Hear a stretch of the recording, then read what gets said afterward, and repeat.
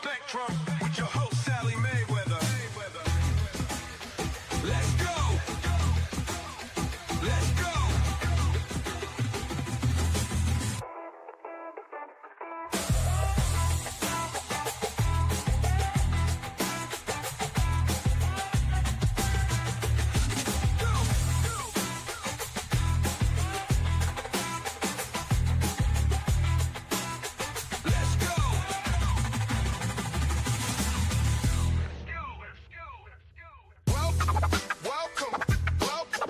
Subversive Spectrum with your host, Sally Mayweather.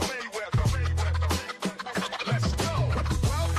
Welcome to the Subversive Spectrum with your host, Sally Mayweather.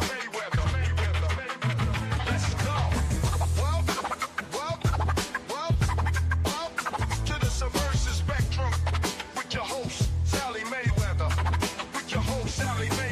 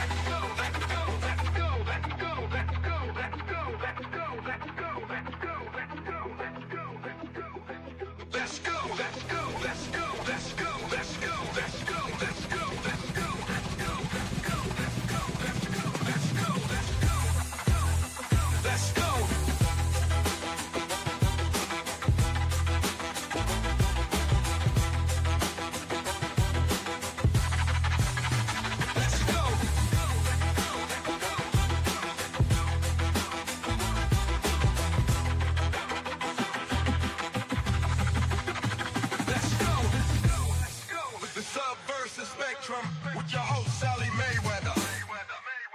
Yeah. You already know.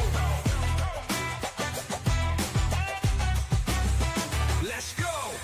Welcome to the Subversive Spectrum with your host Sally Mayweather. Let's go. Let's go. Let's go.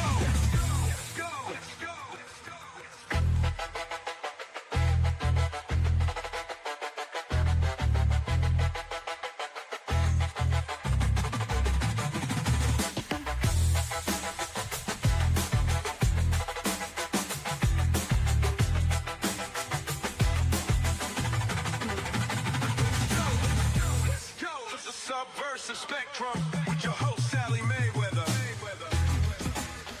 Let's go. Let's go.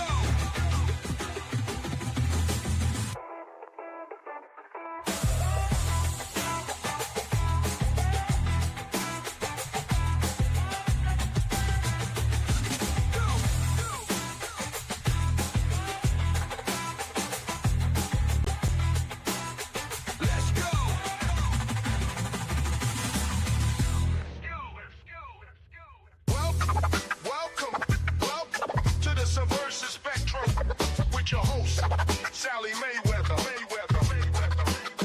Let's go. Welcome to the Subversive. This is Freedom Dollar, FUSD, the world's first privacy-focused stablecoin built on the Zano blockchain.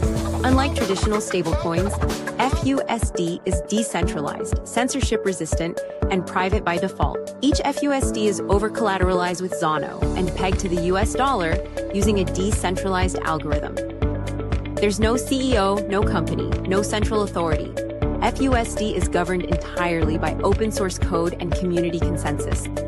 Anyone can run a market-making node to help maintain the peg and further decentralize the network. All collateral and peg data are transparently published and verifiable at freedomdollar.com. CBDCs and corporate stablecoins can be frozen, tracked, and censored. FUSD can't. Use FUSD to spend, save, or transfer stable value without giving up your freedom. Freedom Dollar. Private, stable, unapologetically unbanked. freedomdollar.com.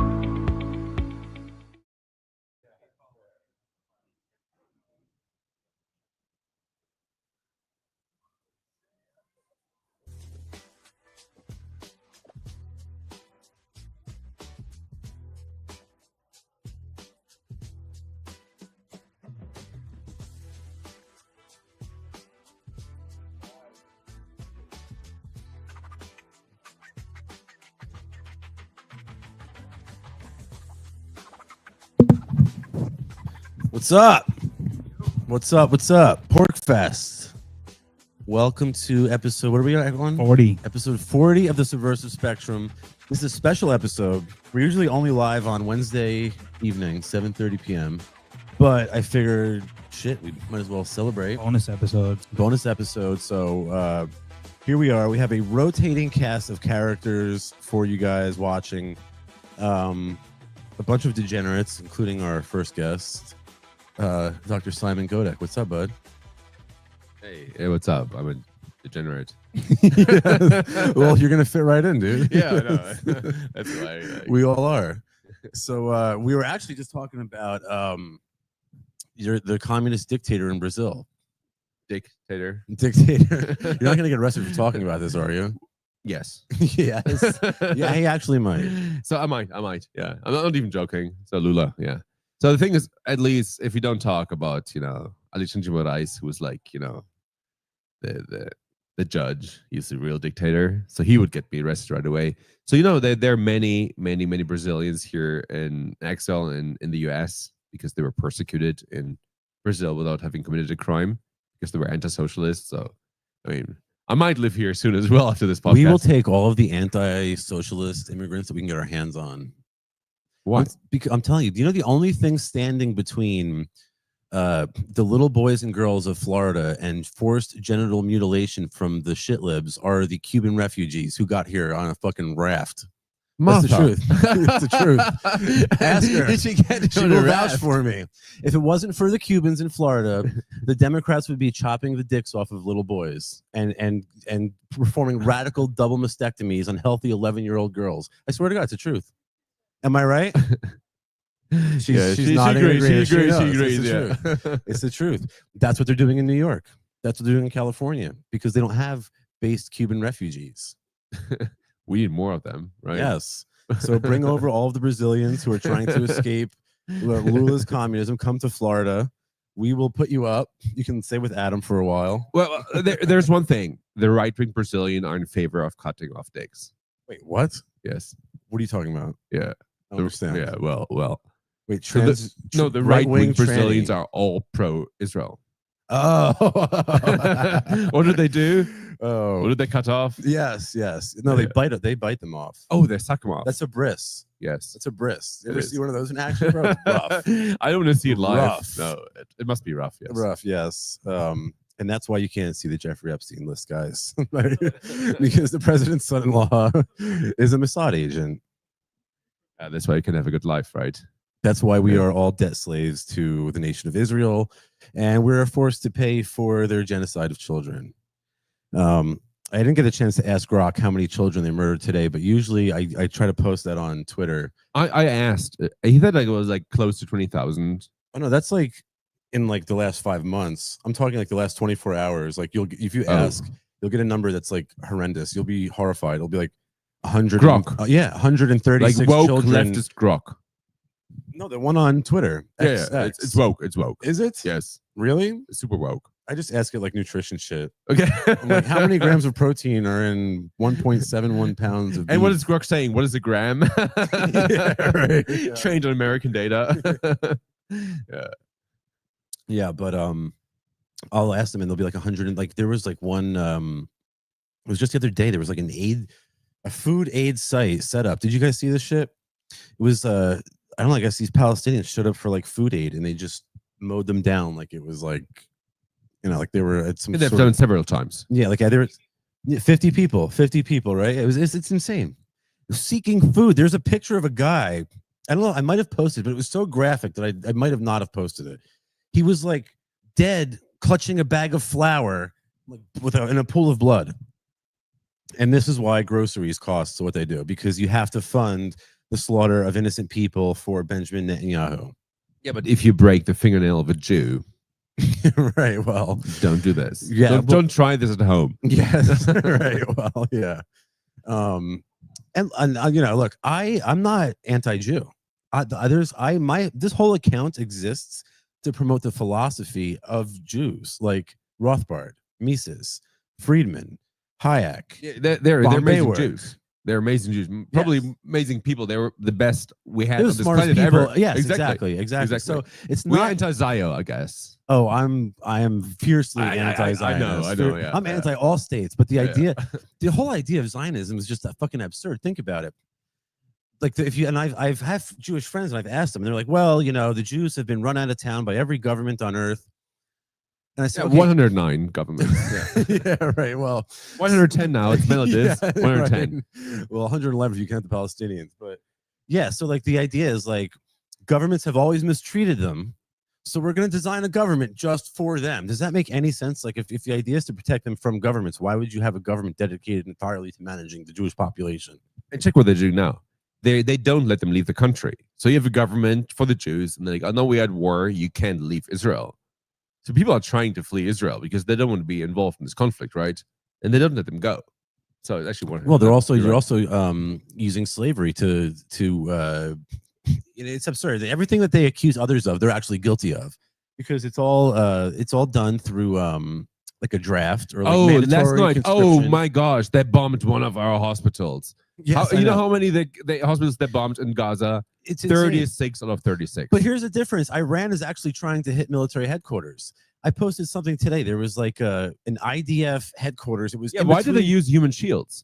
Yeah, I know. Right. Yeah, but like the IDF was hiding out in that hospital. But actually, there was just something now, like today or yesterday. I think I showed you. It was like, you want to talk about a precision fucking strike? The Iranians dropped a missile right on the IDF like secret headquarters in the parking lot. and there's like a parking lot, church right? and a school and a hospital, and all these places are untouched. But yet Israel can't. They have to annihilate the entire fucking country of Gaza because so you have to be a moron to believe that Hamas is like tunnels underground, like some kind of mole or something like that, and that you have to just destroy the entire country to kill like a handful of terrorists. Yeah, it's like the Gaza Strip, and they say like the world's most moral army, and Yeah, there's right. no single house is still existing. Nothing. That's not a war. That's an ethnic cleansing. When you get rid of a native population and replace it, and you clear the land and replace it with your own population, that's not war. If you actually look up the definition of ethnic cleansing, that's what an ethnic cleansing is. So it's like they say, oh well, the war in Gaza. Don't say the war in Gaza, because then it makes it seem like, well, look, they're at war, shit happens. It's not the case. The Palestinians don't have an air force, they don't have a navy, they don't have an army or a marine corps. They are just a people being slaughtered every day by a genocidal maniac, Benjamin Netanyahu. So how many times are you called a terrorist sympathizer? Oh my God, all the time. Like I don't even, at least like 5-10 times a day, more. Yeah, more. Yeah, more. You must get it all the time. Oh wait, I'm like you're at like- least yes. like 4-digit times a Nazi per day. I mean, like imagine the other. It's like you just have to, today I was saying like, okay, I think, nobody should kill another person in the Right. name of God. Right, yeah. In all the comments, you're an Anti-Semites. anti-Semite. Anti-Semite. I wasn't talking about Jews. Right. Muslims, I mean, like, their jihad is not any better, but I mean, like, they're all accused of anti-Semitism because they're like, you shouldn't kill another person in the name of God. How is this anti-Semitism? Dude, I posted something about like they bombed an apartment building, and I was like, you really shouldn't be bombing apartment buildings. They're like anti-Semite. I'm like, how is it? And all I'm saying is, don't bomb an apartment building. Like, if you want to go over like the Iranian Revolutionary Republican Guards headquarters, okay, fine, fair. It's actually not fair game, to tell you the truth, because the attack on Iran is all nonsensical in the first place. Iran, if anyone ever needed a nuclear weapon, it is Iran. Because like that's how you deter a genocidal terrorist state like Israel from doing to your people what they did to Palestine and Gaza. Iran has the right to defend itself, right? Right, of course. Obviously. How can Israel, who has 40 to 700 that they admit Wasn't 900 of nuclear weapons? I don't know. I don't know the exact number, but whatever. I think they someone have told many. me Yes, that, yes, they a could shit destroy ton. the whole world. Right, exactly. Yeah. And by the way, we are all in reach. Here in New Hampshire, we are in reach of their whatever the fuck it's called, Jericho nuclear weapons or something like that. So the fact that they're able to have all these nuclear weapons, why the fuck can't the rest of the world have them? Like the logic is, we gotta blow you up in case you blow us up. Like that's it doesn't make any fucking But the sense. thing is this, like, do you see what they did to Gaza? Yeah, it's If just, that's what they would do to Tehran, Right. if they could, Right. and the only reason why they won't is because they're like, well, they might have nukes. yeah, you but know, they but don't the, wanna- the idea is, oh, so you don't do this to us, we're just gonna completely wipe you Insane. out. Like, it, so that makes what, like 12 of their neighbors. What Middle Eastern countries hasn't Israel attacked? Saudi Arabia. Saudi Arabia, because they have what, military power. Yeah, they have oil and they're allies of the U.S. And I mean, like, you know, and that's it. yeah. I mean, what? Maybe the UAE, because they have some oil money. They're super small. They're super small. Yes. Qatar. The Kuwaitis just basically just go along to get along after the first Gulf War. They're just like, fine, we're not going to fuck around anymore. Exactly. Yeah. Which was a lie. Yeah. What a Like, fucking shit mess the Middle East. That's fucked up. Have you ever been? Me? Yeah. No. Don't want to go there. Really? No. There's no need. I want to go, but like, just for the no, like, no. I think we would be welcomed. Maybe not in Israel. Probably not in Tel Aviv. You know what I but- find very concerning is all these. I call them woke right, but you know, Me too. They call us woke right as well. Yeah, I know. It's just a derogatory term used for somebody who disagree with. yeah.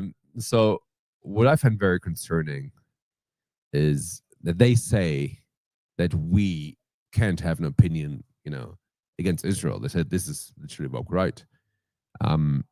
But on the other hand, but on the other hand, what we try to resolve is that no Western person, you know, it's not just the United States. I'm European. Also, Europe is highly or protecting Israel to a very high degree. I don't want any European or American die in another war for Israel because there are many wars for Israel. Check Syria, for example. I mean, like Assad. They always said like, oh, he's such a brutal dictator. He's an agnostic. Yeah, I know. You know, he was like when ISIS, or Israel, I mean, like whatever you want to call it, was invading Syria. The first thing he did was protecting the Christians, right? Yes. Because ISIS would slaughter them, and only afterwards he was protecting. And meanwhile, Israel's the bombing other churches. Yeah, exactly. Yet, like in Gaza, you had this oldest church, or the second or third oldest church of Christianity. It was their first target, you know. And the Americans say like these people are our greatest ally. I mean, like they're What makes them our greatest ally? Like, I'm not even just as APEC money. APAC money. Yeah. APAC money. So Congress, that's the thing. Congress is bought and sold by APAC. 80%. Interest groups in general, mainly from three areas: the military-industrial complex, the finance industry, and APAC. And frankly, the financial industry and the military-industrial complex are also bought and sold by the state of Israel and APAC. But what these big right-wing accounts try to tell you is that APAC is a big thing. They're just supporting their candidates. But But I I mean, like like, Ted Cruz, he's like, I'm proud to have my APAC money. And Jim Jordan said something like about like APAC and Jim like Jordan. one of my favorite accounts on X is the APAC tracker. Have you seen this? Yeah, no. Oh, he, dude, it's he great. said that. No, there's an account on Twitter. Have you guys? I love the APEC tracker, but Jim Jordan said his No. account. No, Jim Jordan said something about how great Israel is and our greatest ally. Oh, he goes, oh, I remember it was. He's like, I came to Congress to be a defender of Israel. And everyone's like, wait, you came to Congress for Israel? Like, wait a minute, what? And then somebody posted in the comments like how much he got from APAC, and it was It's like 1.2 million or I something. don't know. No, it's a lot. It was a shit ton of Yeah. money, bro. And it's like, no wonder he's here for the state of Israel, not for, Or Randy Fine. Do you know Randy Fine? oh, Like this- yeah. Oh He's my gosh, act- you could drop him on Gaza, he would do more damage than a nuclear, Yeah, I know. nuclear bomb. I know. yeah. Well, he's actually like a dual citizen, isn't he? he is. He's like an Israeli citizen in Yes. Congress. Yes. Yeah. There's a lot of them. And he was saying he was like, oh, we've been nuking Japan, we should do the same to Gaza. He said this literally on TV.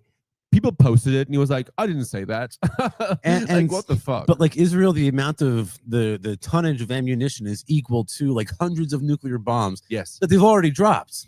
Yeah. So it's like they've already done the nuclear bomb. They've just done it in smaller In increments. small increments, yes. I mean, look at Gaza. It's literally just rubble. It It's doesn't exist gone. anymore. It's gone. You just need like 3 or 4 bulldozers. You got it all done within a year. And I'm It's supposed like, to feel bad when the IDF headquarters, like the garage, gets like a bombed or something. I yeah. don't care a little bit.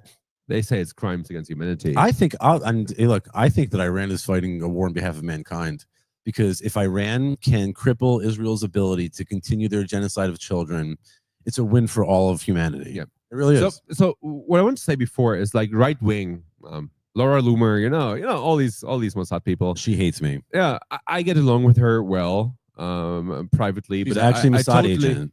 I believe so, She is. but still, I think she's speaking her mind. This is what I respect a lot, even though she might be biased to a high degree.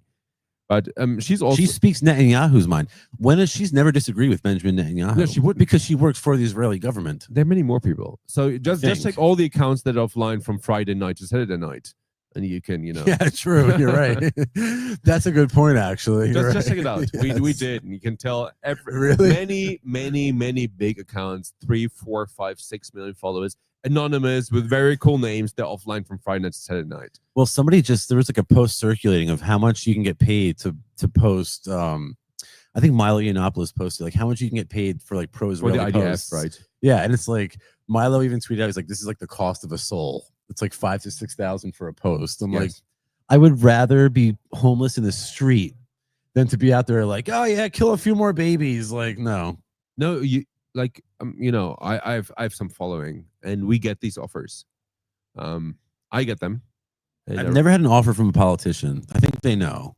No, not from They know. politicians. They're I get aware. them from organizations or from news agencies like Al Jazeera, whatever. There are several more.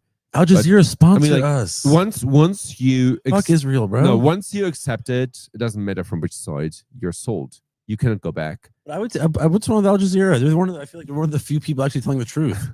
Yeah, but I was just making an example. I never got Okay, something from Al okay. Jazeera. I just didn't want to tell Fair. the news agencies that actually contacted CNN me. and Fox. Yeah, like kind of like this, I was just making something up that didn't contact me. But there are people that contact you, and they offer several thousands per tweet, or retweet even, or quote retweet. That's what they want.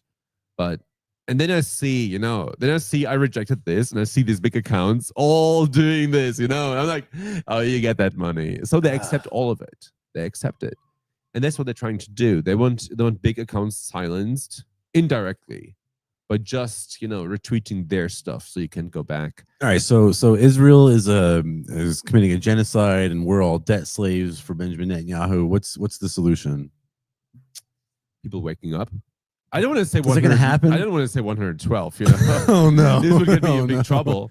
But I think there are definitely people that should prosecute, like Mark Levine, Ben Shapiro. It's just my opinion. I think these are enemies of the state, and they should be treated like the Rosenbergs. You remember the Rosenbergs? Of course, yeah. Yeah. Wouldn't we just have I the don't want to say anniversary they of should that? go in the chair. I don't want to say this, Right. but at least they should look into. They're traitors, you're saying? Yes. Okay. I just want to say they're traitors. I don't want any harm in anyone. But you know what? That's not gonna. You can string Shapiro up. That ain't gonna really get us anywhere. It's not gonna change. Benjamin Netanyahu is not gonna stop slaughtering children if Ben Shapiro goes away. If he goes to the front line, no. Well, I mean, at least Ben should be able to. He's so small, so difficult to hit him. I mean, like you would be He'd be a poor target though because he's so short. Yeah. Yeah. No, I don't know what the solution is. I've no clue. I think people need to understand that if you go to Tehran, I've seen videos from Tehran. So I've seen people interviewing people in Tehran, women with blue hair, like fucking liberals. In Tehran. In Tehran. They're without. I was told that that's scarves. not legal in Tehran. It is now. In the last couple of years, it became legal. So there are all these liberals with colored hair and no Shit scarves. libs. We call them shit libs here. The Oh, yeah. blue-haired shit libs. What do you call them? Shit libs. Shit libs? Shit libs with the Oh, yeah, blue-haired shit shit liberals. libs. Okay, Yes. okay. Yeah. I'll just call them blue-haired liberals, whatever. Blue hairs, shit Yeah, libs. whatever it is. So I've seen this video of a tourist walking in Tehran and talking to people, and it was like 80% of the women didn't wear a scarf, nothing, and they were like having nose Getting rings, arrested, blue though? hair, and I was like, oh, this Really? this looks like Boston, Oh Massachusetts. no, Tehran! Don't let that happen. No, no. no. I mean, Get like, rid anyway, of the blue hairs. Go back to the So I think- mullah. I think Like- after this failed, revolution, I think when was it? 2012? I don't know. Oh, like, the quite a while ago. um, They were like, Arab Spring or whatever yeah, the fuck Arab it was. Spring Didn't and, work. and Another one of Dick Cheney's and- brilliant ideas. yeah, they were changing the laws in Iran, so everything got westernized, at least in the capital. So when you're a woman in Tehran, you can run around just like woman in New York, I guess. So I mean, like everybody's telling us, at least the influences on X are telling us, okay, if you are a woman in Iran, you don't wear a scarf, they're going to behead you, they're going to hang you at a crane. But that's not true. They just try to, they demonize, they try to make you appear like a demon, like, Yes. dehumanization of the people in Iran. Because as soon as you dehumanize a person or a people, a group of people, more people are with you and committing a crime against these people. So these influencers are like, oh, these are not people, these are demons, these are monsters. Well, we should blow them up.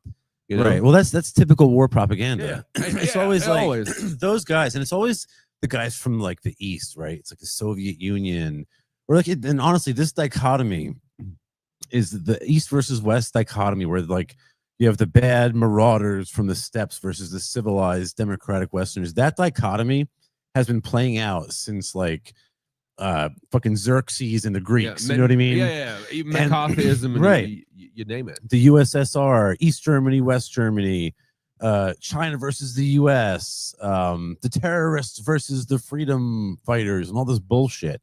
But it's the same nonsense, same dichotomy played out time and time again for the warmongering. But do you remember First Gulf War? Do you know what the reason was why they attacked the Iraq? real reason or the fake reason? The fake reason. The fake reason was that they invaded Kuwait.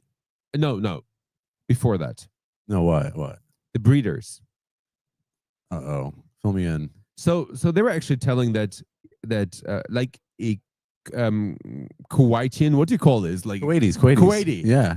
This Kuwaiti daughter of the ambassador was saying that the Iraqis invaded Kuwait and they killed all the babies. Oh, yes. I remember that. Yes. That's how people got. They're like, oh my gosh, Yes. they killed babies. Okay, but I mean, like, incubators, they killed, in like, 5,000 incubators. babies in Gaza. No, In that's the I word. know. Incubators, yes. But Benjamin Netanyahu can slaughter 20,000 babies No and nobody problem. cares. No problem. The 20,000 people are minors, led no like problem. sleep to slaughter, my friend. They are. It is sad. You make a very valid I point. call it a breeder, as an incubator. So I think Yeah, breeder. I thought that was some kind of like weird Pornhub No, kind of but thing. really, like they said incubators after she was testifying, and we now know that she was the daughter of the ambassador in America, right? Yes. So people are like, okay, we want to go to war. You know the second Gulf War, the reason? What? Yeah, I mean, you remember Yeah. Iraq? Oh, the WMDs and all that bullshit. Yeah, and then they were like, also even Saddam did September 11th. I mean, like Yeah, if I they know. told the truth, it would be like 63% of Americans believed that Saddam Hussein had something to do with was 9/11. involved in September Yeah, 11th. I know. Like, what the fuck? And like even then, like 3,000 people versus how many people were killed after 9/11. they said it was around 3 million, up to 3 million. So yeah, I mean, it's And fair. Why It's fair. Why did Larry Silverstein? Why Right. didn't he appear at work that very day? Yeah. No. Hmm. Oh, Convenient. Makes me wonder. Just like Where was he at the Lucky time? Lucky Larry. So I think the answer to all of this is cryptocurrency. Because think about it. How do they pay for this bullshit? They pay for it by with the money Texas printer, fiat money. with inflation. Yeah. They don't collect enough taxes to pay for an endless war or the welfare state. So what they do is they print money nonstop, and that's what funds all of this bloodshed. You have to divest the state from the ability to print money. And the only way to do that, I can't stop other people from using money, but I can stop contributing to it by using an alternative form of money. I could use gold and silver, but we know that it's confiscable. What's your favorite form? What's your favorite crypto? I like Zano Okay. and I like Firo. I like Monero. It's not on there. I like Monero. Yeah. I like privacy coins. I also like Bitcoin Cash. You're a Bitcoin Cash person. I love Bitcoin Cash. Okay. Because you know why? Because it works. It's not private, and I wish it was more private. And that's why I'm into Zano and I'm into Firo and Monero, because those transactions are more hidden. And I think originally we all felt that pseudonymity was sufficient. But now that the state has sort of turned up the volume on this war on crypto, and I think that we now see that anonymity is not an option. Fungibility in money, as the Misesians told us, is not optional. We took that lesson for granted, and I think a lot of us learned it the hard way.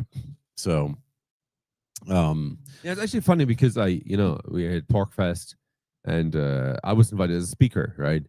And I live in Brazil, and in Brazil, because of the socialist Yeah, government, he's going back to jail, guys. He goes back Most to likely. Brazil. Yeah. Back to jail if I've been to jail. Yeah, Lula's getting him. So I was like, let's get a pizza oven here in the US, because Oh, God. in Brazil you can't get pizza ovens. It's like it's not social, it's difficult. So I was like, okay, we got a pizza oven here. We're like, why don't we bake pizza? Just like for fun. So we're making pizza there, many clients, fun. And I was like, before getting here, I'm like, okay, we should offer a way for people to pay in crypto. And the only crypto I ever used in my life is Monero. Nice. Big mistake as well, because if I had put my 2016 Trust crypto me. into Bitcoin, it would be Monero didn't go that way up. But still, for me, it's a means of paying. So if people pay me same. Monero and I pay, I'm happy. They're happy. Nobody will So ever what figure it wallet? out. What wallet are you using? Huh? What wallet do you use? Cake wallet. Okay, well, I'm not familiar with Cake, but if you use Edge, boom, check it out. Edge wallet is on the sponsors place. Probably. No, it's not. It's here. Yeah, they're on the other tent, I think. So they actually support like all these privacy coins. So what you could do is you could just like press a button and like it's as simple as convert it to Bitcoin, right? Yeah, they have swaps Yeah. like in the app, in wallet swaps. But what's cool though that's is that true, you yes. can actually just like select a crypto and just press a button and boom, you have a Zeno wallet, you have a Firo wallet, a Monero wallet, and it's all encrypted locally on your device with a username and password. It also has like several options to pull it out. But it's a soft wallet, isn't it? Yeah, mobile Mobile, wallet. Yeah. So you can take it out in gift cards. If you want to take it out through Venmo, your bank, you can. If that, Not in but- Brazil. It will not. We don't have, Yeah. there's no option. But I mean, I appreciate Cake wallet. I'm having it for a couple of years. There's like, Do they paying, support Firo Cake wallet? I know. So what kind of pizza are you making? Because I'm Italian, I'm from Jersey, so I'll buy all the pizza, bro. Oh, I'm making. Are you making the dough? Yes, I'm making. No shit. Yes, I'm making the dough myself. 48 What's- hours fermentation. Get the fuck out of here. The Napoleon Okay. pizza. Yeah. So I appreciate that. Yes. As an Italian, I appreciate that. yeah, I'm not Italian. I'm You're making a European, Polish or so- what? Huh? You're making a Polish? I'm making Polish 48 hours. Fuck and yeah, then bro. I'm adding it to the dough. Fuck yes. Okay. Yeah. 48-hour Polish. You will come there in 1 or 2 hours and you're gonna have one. 48 hours is a long time for a Polish. No, it's perfect at 15 degrees. I mean Celsius. I don't do Fahrenheit. I don't It's know what actually funny. Celsius is. I'm I don't know half what German, Celsius and is. Fahrenheit is German. We use like Celsius. I know where Celsius was coming from. Probably Rome or whatever. What is it in Kelvin? 15 is 660 Fahrenheit, probably. Talk to me in Kelvin. I'm just kidding. I don't fucking know. I don't know. No, but I'm a big fan of pizza, so I'll come by and try it. But if you let me pay in Zeno or Firo, I don't have Monero. I have Doug doesn't pay. Where's Doug? Doug hasn't given me any Monero. You just so pay with silver or gold back. Exactly. Yeah, Swap yeah, it to right. Monero on your Edge wallet. Right, Here yeah. we go. Here we go. Game over. yes. No free pizza for you. Yes. I don't have any of this. Can I have a free pizza? No, fuck you. No free pizza at Site 43 in Port You can Fest. swap it. Yeah. Okay. All right. Well, I think we have some people from the Zeno team around. Yeah, we're what gonna- are they? we're Who gonna. wants to swap with me? I think Aaron Day is around here somewhere. He escaped on us, but I want to get him in here to talk about Freedom Dollar and some more Hey, about Someone's gonna get him, so The we war can, on crypto. so we can swap. whatever. We'll deal with you for now, I guess. We'll have to put up with this guy. We'll have to put up with this guy here, Dr. Simon Godek, the one and only, my man. Yeah. I appreciate you coming on today. Thank I know you. you're in high demand. I mean, like more or less, right? He had pork fest. More or less, He had yes. pork fest is like. I you might know, be somebody, you know. Oh, you. You're a free speech hero. No, not me. You. This And, is, like people don't know. I thought he was black. I am. What? I have I was like, my hair it is was like a slightly thing. different. I was like, what? Where's your afro? I'm like, where's your afro? I shaved. I shaved. Yeah. I shaved. My He really got me. I'm like, my what? hairstyle is slightly different. Him? It- so that's my old haircut. That's like that picture is old on Twitter, my profile picture. But let's get my man Aaron Day up here because he's gonna school us on. We're talking solutions to all this bullshit. This is the guy to talk to because he's got all the answers. appreciate you, bro. Thanks, man. Thank you. Yes, yes. My man, How's it going? what's up? Not much. Thank you for coming on. We were just talking with him about all of the terrible things happening in the world, and I was like, "What's the answer?" And he said, "Well, they have to wake up." And I was like, "I think the answer is cryptocurrency, because I don't think you're going to wake a lot of these people up." What do you think the answer is? Ditch the dollar. Boom. That's it. You're not going to vote your way out. You just stop using fiat currency and it defunds all this. It's actually not that complicated and it doesn't require a lot of participation. And here's the thing, like, you're not going to stop everybody out there in the world from using USD, but you can only control yourself. And if everybody does that, then we will actually reach a critical mass. Yeah, and it's not going to start at the mass market. It's going to start like any innovation with early adopters and then move its way up an adoption curve. So you've got to go to where people are already kind of somewhat awake. Right. But my point is, like, it's sort of, we can't the whole world is not going to become Rothbardians tomorrow. Right. That's not going to happen. I wish it would. It would make our lives a lot better. But what we can do is we can utilize the tools that we have available to us today to enable us to live free. And that, I think, is the most we can ask. Right. As long as, if I don't have to fund the genocide of children, okay, yeah, I'm not happy that it's happening, but at the very minimum, at least I don't have to participate in it. And I think that we all have the option, because we have tools like cryptocurrency and privacy coins and stuff like that. We have the ability to not pay for the genocide of children. So if you continue to use US dollars, that is essentially is on you at that point. That's true, but we are actually fighting technocracy, which is kind of an all or nothing thing. So there is kind of a race against time. So it can't be just a few of us opt out, because at this point, with what's going on with not only digital currency, but AI surveillance, there's a certain point at which, we'll just be taken out. So we actually need to build momentum around people opting out and using alternatives. I found, though, that if you have to sort of lead by example. So like, if you live off crypto, I know, like, if you go up to somebody and say, hey, like, I'm not, I haven't paid the inflation tax. Somebody's complaining about, the price of groceries or something. Well, guess what? My money went up in value. My money didn't go down in value. My money went up in value. And here's how I did it. I think that's a much more enticing argument than, like, sort of lofty philosophical principles. Do you think that, like, maybe the economic argument would be enough to sway people? I mean, the economic argument will work if you can demonstrate it, and then if you can actually make the tools easy to use to onboard people. I think this is actually where crypto is breaking down the most at this point, is usability. I mentioned this in my talk today. Bitcoin was, in 2012, 2013, better to use. It was easier to use, faster, cheaper, and that's no longer the case. So Right. We need to create alternatives, but those alternatives actually have to be on par with what the authoritarians and technocrats are pushing. Well, now we have, we have this sort of Model T blockchains like Bitcoin and Ethereum, which don't scale and don't work. But now we have next gen blockchains. This is what I've been telling you guys about. Zano, Monero, Firo, Zcash. What do you think about some of these new privacy coins that are coming out, and even not the ones that aren't necessarily new, but are just sort of gaining steam now?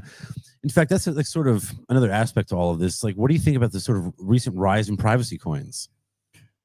Well, I think it makes sense. And actually, I started living on crypto in 2019, but I wrote a book called The Final Countdown that actually teaches people about the threat of CBDCs and explores how you can live on crypto. And I wasn't originally in privacy coins. It's literally it's only been the last year that I've actually switched entirely to privacy coins. Okay. And part of this is motivated by just seeing the amount of tracking and surveillance and what's going on with Chainalysis and private investigators getting into and analyzing people's Bitcoin transactions, where I realized it doesn't matter if you scale this up or not. It's actually, this is surveillance money.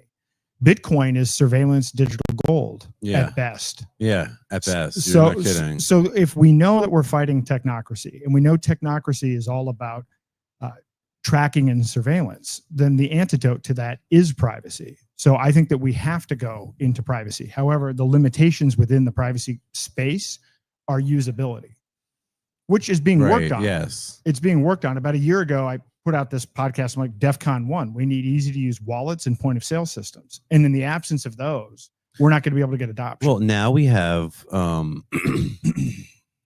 has the native Zano mobile wallet, which is just packed with features like a built-in DEX, the Matrix Messenger service, all sorts of cool features. But it's also has support from Edge, a bunch of other wallets. The same thing goes with Firo. It's supported within Edge, and that's a native Campfire wallet. So what do you, how, you know, I agree usability was always the problem. And that was one of the reasons why it took me a long time to come around to the privacy coin game. And I was and still do, you know, support Bitcoin Cash. But how far have we come? Do you think we're there? Like we have, like, again, we have the Zano mobile wallet, we have the Campfire. For like, how far along are we in that usability struggle? We're right at the point where we're turning the corner on mass adoption. So in part, it's wallets. And so Edge Wallet, Cake Wallet, Bitcoin.com wallet. Yeah, these are huge. Yes. Bitcoin.com. That's true. These are all huge. The missing link in terms of facilitating peer-to-peer commerce is still point of sale systems. Well, are you familiar with the Zano.cash point of sale solution? I am. And that's a good start. But what we actually need is essentially a competitor to Square that is as easy to use as Square, but for privacy coins. And the reason that this has been a challenge is there have been effective point of sale solutions. BitPay was a good point of sale solution at some point. Now Payments was a good point of sale Zano.cash accepts Freedom Dollars, doesn't it? It does accept Freedom Dollars, but if you're actually talking to a merchant, because I try to onboard merchants when I do my workshops, and I actually talk to a whole bunch of different merchants, and I actually get the same pushback and list of questions. One of the questions is around stability of price. So if you're a merchant and you're taking cryptocurrency, you can't deal with the volatility. Right. Which is where FUSD becomes important. But if you want a point of sale system, you want something that does inventory management. You want something that actually, you know, has the ability to create kind of a kiosk interface where you can do something in person. I love Zano.cash. It's a great starting point. But if you look at what we're actually trying to compete with, how do we create something like Square, where you can have a point of sale system, where you can actually have a terminal, where it's really easy to use, but that also works with privacy coins? That, I think, is an area to be explored. And if we can solve that, then I think we're going to be able to move much more quickly towards mass adoption. Okay, fair enough. Yeah, that's a great point, because like if you're like a business owner, you do want kind of a point of sale rather than, you know, everyone pulling their phone out trying to swap like over an app. Like, so if you had that kind of POS system, it's like that would be helpful as a business owner. It'd make you more inclined to adopt this. Yeah, this has been an issue. So I've been using crypto since 2012, and in New Hampshire, since we're here at PorkFest, there are a lot of businesses that have been taking crypto and using various point of sale systems. And then you'll see these websites. It's like, here's a map of all of the retailers that take XYZ crypto. But the thing is, what actually happened is somebody went to the business owner and said, hey, would you like to take crypto? And it was probably during a bull run, right?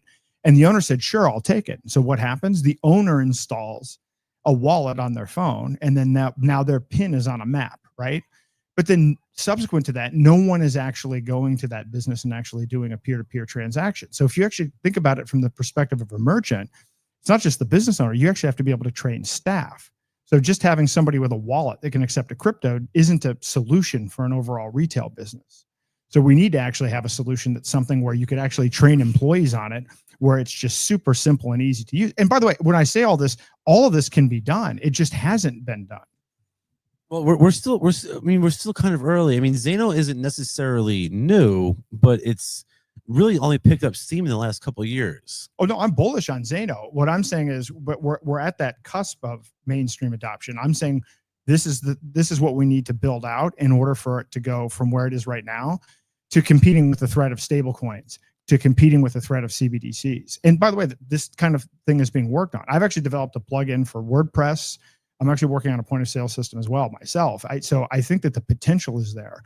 But in order to get mass adoption, we still need to develop a few more tools.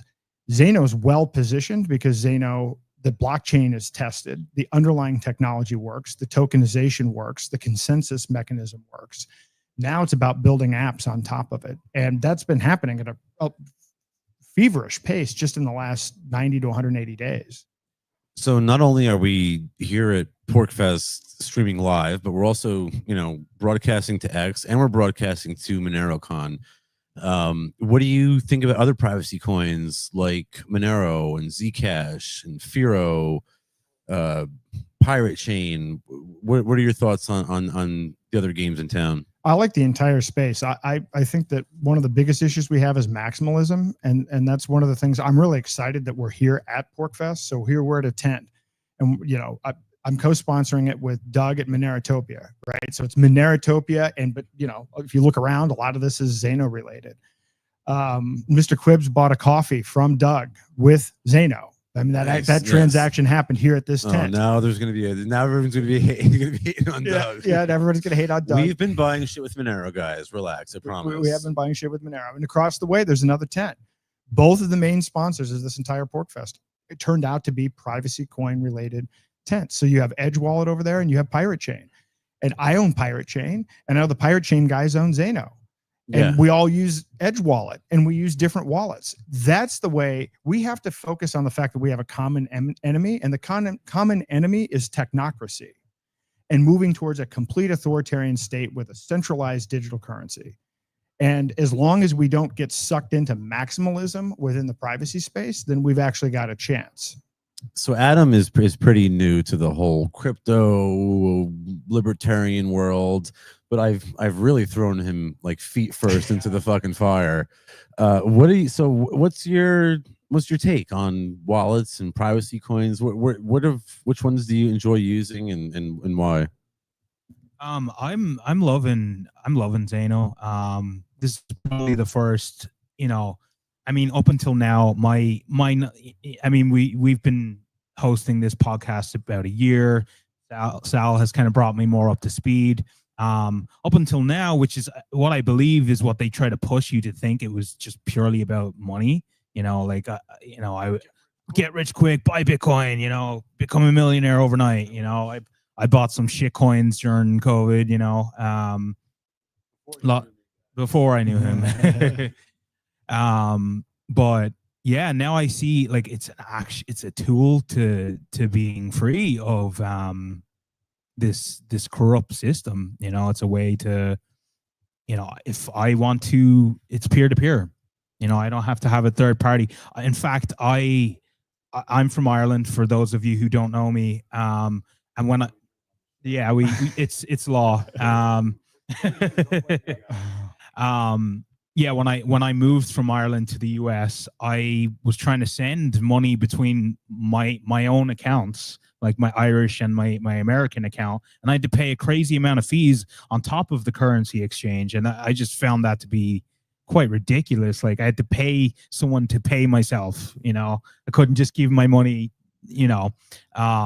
So yeah, like crypto, it makes that much easier. And then especially privacy coins. I mean, pretty much right off the bat, you've taught me about privacy coins, and it's just great. And things like Edge Wallet make it really simple to swap coins.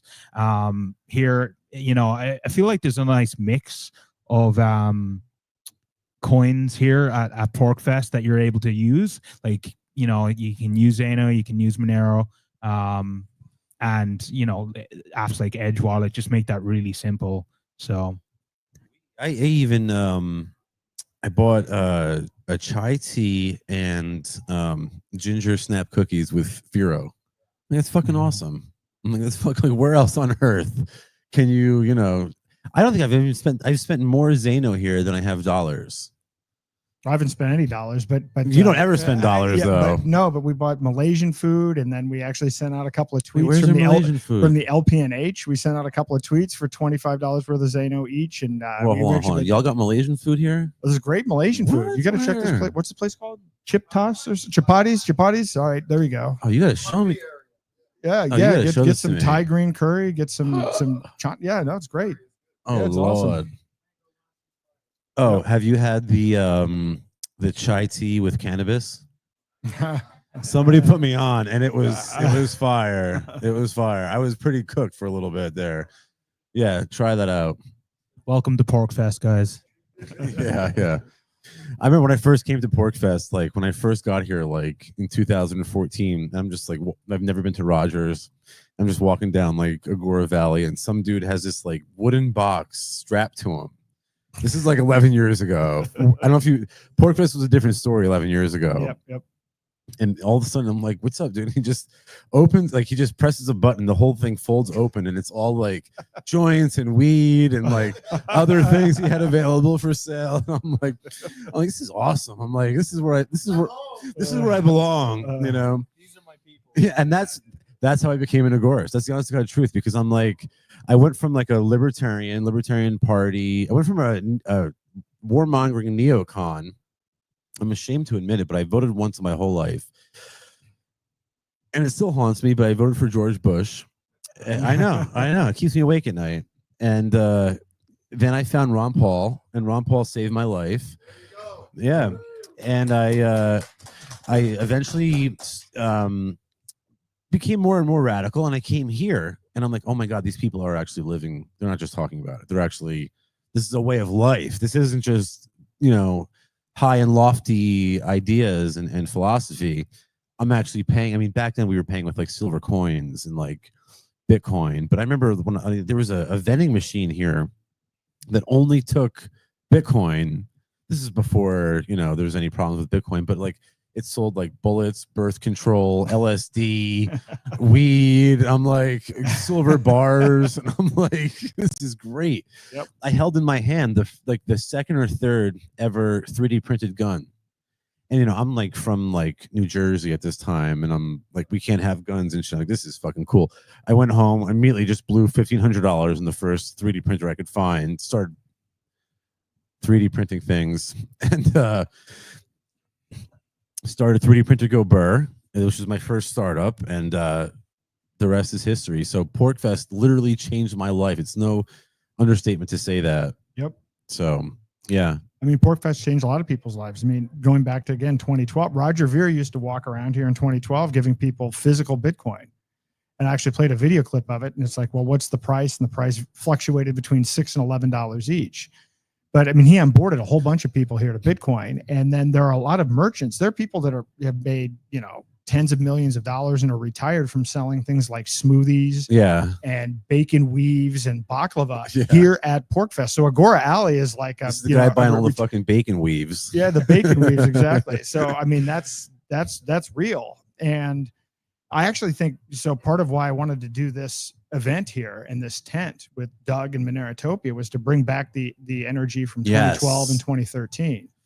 Because then, I mean, I remember like there was a VIP tent over there right next to the pavilion where we are right now, and it was raining. And Eric Voorhees was in there, and another guy was in there, and I'd never didn't know who he was at the time. And we're sitting there just having various conversations. And the next year, Vitalik is there before he started Ethereum. I mean, and this is what this is all about. And so people start using these cryptocurrencies, but it got lost over the last few years. It did, yeah. People stopped using Bitcoin. Actually, the Free State Project was taking Bitcoin for tickets for PorkFest going all the way back to 2012, but it stopped when the fees became too high. So I think it's only this year that they've actually started taking cryptocurrency again. So I paid in Monero. Well, one of the major concerns that merchants have is that volatility. Yep. And one of I guess the main solution that they usually turn to are stable coins. You have been you've been sounding the alarm bells here regarding stable coins and the threat that they pose regarding CBDCs. So why don't you explain to everybody why you think existing stable coins are a threat and what merchants need some sort of stable coin to accept to avoid that volatility. So what can they use? What's the solution here? Well, so originally I was a big anti-CBDC guy. So I actually still are. I'm still an anti-CBDC guy, and but I dropped everything that I was doing. So I was really involved in political activism and voting and a whole bunch of that shit. Oh God, yeah, here I did that too. Here in New Hampshire. And ran for office, ended up in a lawsuit for 5.5 years. And so a lot of people thought I left New Hampshire. A lot of people thought I moved to Florida or whatever, and I didn't. I was just You're welcome. Involved in We'd all love to this have other you. stuff. Yeah. So yeah, exactly. But when I saw what was happening to Jeremy Kauffman at Library and then Ian, I looked into it and I realized that the federal government is targeting this Venn diagram intersection of people at the intersection of crypto and liberty, specifically to shut down the use of cryptocurrencies as an alternative to central bank currencies. That's why people like Roger were targeted, people like Ian were targeted. It's an executive order that Joe Biden signed. And so I tried to warn everybody about CBDCs. In fact, I was on Free Talk Live with Ian Freeman before his sentencing hearing. I actually ran for president to raise awareness to this issue, and I had a bank run manifesto. No. I was the only presidential candidate that Ian's ever had other than Ron Paul. And he read my bank run manifesto. So my political campaign was, don't vote for me, exit the system, stop using fiat currency, boycott public health, boycott big tech, boycott mainstream media, get your kids out of government schools. You don't have to vote for me. I didn't even vote for myself. So, but at the crux of it was this idea of I had a shirt that had a big heart on it, and it said bank run now, stop World War III and the Fed, and halt CBDCs. That was the entirety of the message of what I was doing. So I was trying to warn people about Biden's executive order. And then 6 months after Ian's sentencing hearing, Roger gets arrested. And so it wasn't a surprise to me. Some people thought it was about taxes. It was never about taxes. It was about shutting off the competition, regulating crypto so you could usher in a CBDC, because no one would want a CBDC if you had an alternative, right? They always bring these things in using problem, reaction, solution. And so it's not hard for them to create a problem, like bomb a couple of buildings, do whatever, right? And there's a pandemic. Always a pandemic. Then there's fear. Well, the solution is a CBDC. But if there's a CBDC, but you also have peer-to-peer digital cash that's private or cheap or easier to use, then they have a hard time putting that solution in place. And so I've been focused on that to the point where Vivek Ramaswamy read my book, and I hounded him here in New Hampshire about it. And he actually pushed Trump to come out against CBDCs in New Hampshire the day before the primary, because all of these free staters hate CBDCs and Trump still needed votes. So now people aren't worried about CBDCs. And now we have something worse. They've passed this stablecoin legislation, this Genius Act. And essentially what they're doing is just passed the Senate. Now it's headed to the House. Which is going to pass. I'm not going to sit here and tell you, go out and vote and call your congressman. That's not going to work. It's going to pass because they're owned by the bankers. They're bought and sold. That's locked in, right? So don't call your congressman. This isn't Mr. Smith Goes to Washington. None of that's real. That's all fake. Yeah, right. But the stablecoin thing, I didn't even realize how bad it was in terms of, it is genius in the sense that if you wanted to backdoor a CBDC, if Harris got elected and rolled out a CBDC, people would resist it, right? They would say, oh, well, we're skeptical about this. But if you take something like stablecoins, which people already use, $27 trillion worth of transactions done in stablecoins last year, and then you hold them captive through Congress and put them under the same regulations as fiat, know your customer laws, anti-money laundering laws. Existing stablecoins, Tether, USDC, you put it under the control of Congress, regulated by the Federal Reserve, right? Boom. If you use those coins, you are then being surveilled. You're then being surveilled. But more importantly, and this is the piece that I didn't realize until relatively recently, is what the motivation for this is. Which is, do you remember, actually, there was a point in time where Trump said he was going to balance the budget. If you go back to his first term, he's going to eliminate the debt. He must have been on campaign for that one. He said he was going to eliminate the debt. And what he actually meant was he was going to eliminate the debt ceiling. You got to be so hopped up on fluoride to believe that. You got to be overdosing on fluoride to believe it. Well, so he says this. So then he gets elected, and they're still talking about, Doge cuts and everything else. And, we're going to balance the budget and all of this other stuff. That turns out to be all a complete lie. Then we get this big, beautiful bill that, Massey says is going to add $10 trillion to the debt in another just 10 years or whatever it happens to be. Our debt gets downgraded. China starts saying things like we should ditch the dollar. No one wants to buy U.S. treasuries. So they find a solution.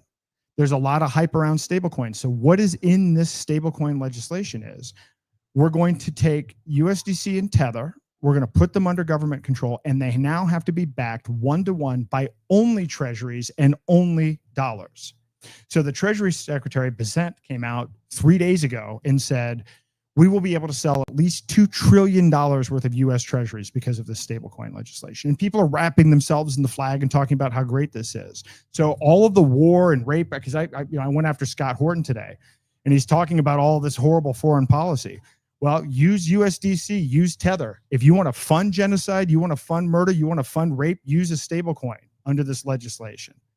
It's really that bad. Okay, but people need to use stable coins. We were just talking about merchants who want to avoid the volatility. There are people who trade crypto who want an easy way to move in and out. What is the solution if they can't? In other words, if they want to use stable coins, the only alternative is what you're saying is they have no choice but to be surveilled.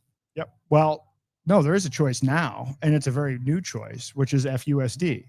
FUSD. Freedom Dollar or FUSD. Is that what you're talking about? FUSD. USD. Yes. Okay. And FUSD is a private algorithmic stablecoin. So it's built on Zano. So it's a Zano token. So it has all of the privacy of Monero.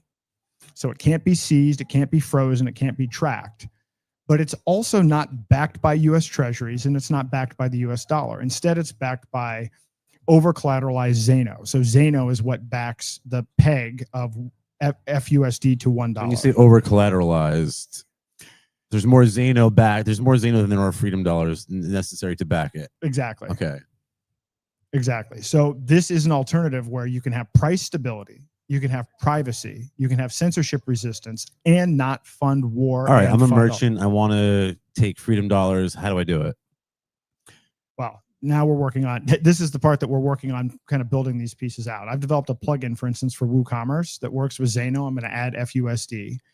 And there are tools being built. I mean, you could use Zano.cash, as you mentioned earlier. Zano.cash. You can also go to freedomdollars.com right and you can swap in and out of Zano. Yep. 1, 2, 3, very easy. Yep. There's you can use also Zano Bay, which is a peer-to-peer marketplace where you can sell goods and services, and you can accept either Zano or FUSD. Oh, nice. And it's actually really ramped up. The project's only, I don't know, I actually heard Quentin say it was 8 weeks old. I thought it was 1 month old, but I guess I'm kind of losing track of time at this point. But in any event, it's going to be listed or in the process of being listed on over 20 exchanges. So Freedom Dollar. So it's something that's really growing in scale and popularity. Yeah, I don't know. It's you had said during your talk that's the most exciting aspect of the Zano ecosystem for you. And I think we have Quentin coming on. Let's get him up here. Come on up here. If you want to leave, you can leave. But if you want to stay, hang out. We're not kicking you out. All right, I'll hang out. I'll hang out for a second. Just hang out for a little bit. Hang out for a little bit. Right. You'll spice up the conversation. Do we have more beer? Oh, you sick fuck! What are we gonna do? It's only 8:30. Oh, this is gonna be a short show, bro. This is gonna be a real short show. So we've got what 7,600 people. That is not enough, guys. Give me a like and a retweet. Share this episode around. We're streaming live from PorkFest, not only on X, but we're also streaming to MoneroCon and Twitch, I guess. I don't know. We're streaming. Oh, we're taking off of YouTube. Are the Zano people banned from MoneroCon? This is a rumor that I heard. Have you heard this? Did you hear this? Aaron, did you hear this? I don't think they were banned from Monero. No. That's from what I heard. The Zano people were banned from MoneroCon in Prague. What did you hear? Introduce yourself. Good question to start off with. Eh? Hold on. We go right for the fucking jugular here. No, it's not that Zano was banned. Hello? Yes. It's not that Zano was banned from the event. Actually, they just didn't allow us to sponsor. So we weren't allowed on as a sponsor. At MoneroCon. Yeah. So, guys, but hey, I mean, guys. We don't mind, right? Because actually, MoneroCon. Sorry for everyone in the audience. We're live. We're broadcasting live to MoneroCon right now. We were supposed to be at MoneroCon, but because we couldn't go there, we're here now. And actually, I don't regret that at all. So we were your second choice, is what you're saying. Yeah. We're your second choice. Wow. Back to the Netherlands. I'm calling fucking ICE. Where's Border Patrol when you need them? So introduce yourself to the audience, and what do you do for Zano? Why are you here? Who are you? So my name is Quinton. I'm the head of marketing and growth of the Zano project, and I flew in all the way from the Netherlands. I just heard I have to go back, but I don't want to. So Yeah, I know. All right, we'll deport you after this appearance. thank you. What's up in the Zano world? What do we need to know about? Obviously, we're all huge fans of the Zano project. What's new in the Zano ecosystem?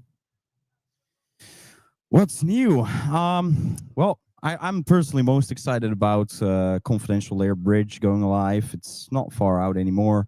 This is, by the way, this is a third-party project building on top of Zano. So this is not like Zano team developing this, but this allows you to bridge your Bitcoin Cash, Bitcoin, Ethereum, or anything else that you like. Because most people are married to their bags nowadays, right? They just don't want to swap into Zano anymore. So, but then you don't have to anymore because you can just bridge your favorite assets onto the Zano blockchain and upgrade it with the privacy and security of Zano. Are you going on a beer run? He's sweet. Get a bunch, bro. Like a shit ton. Get all that they have. Sorry. So, yeah, no worries. So that's actually what I really look forward to, and the rest is just, I know, continuous upgrades to the like new integrations on infrastructure. We've been recently integrated into Edge Wallet. Shout out to the Edge Wallet guys right there. They're coming on next, so stick around. Don't go anywhere. This is a marathon fucking stream tonight, guys. Okay, so you got Confidential Layer coming out when? You should ask the Confidential Layer team. It's not up to me. Oh, that's right. It's not the it's confidential.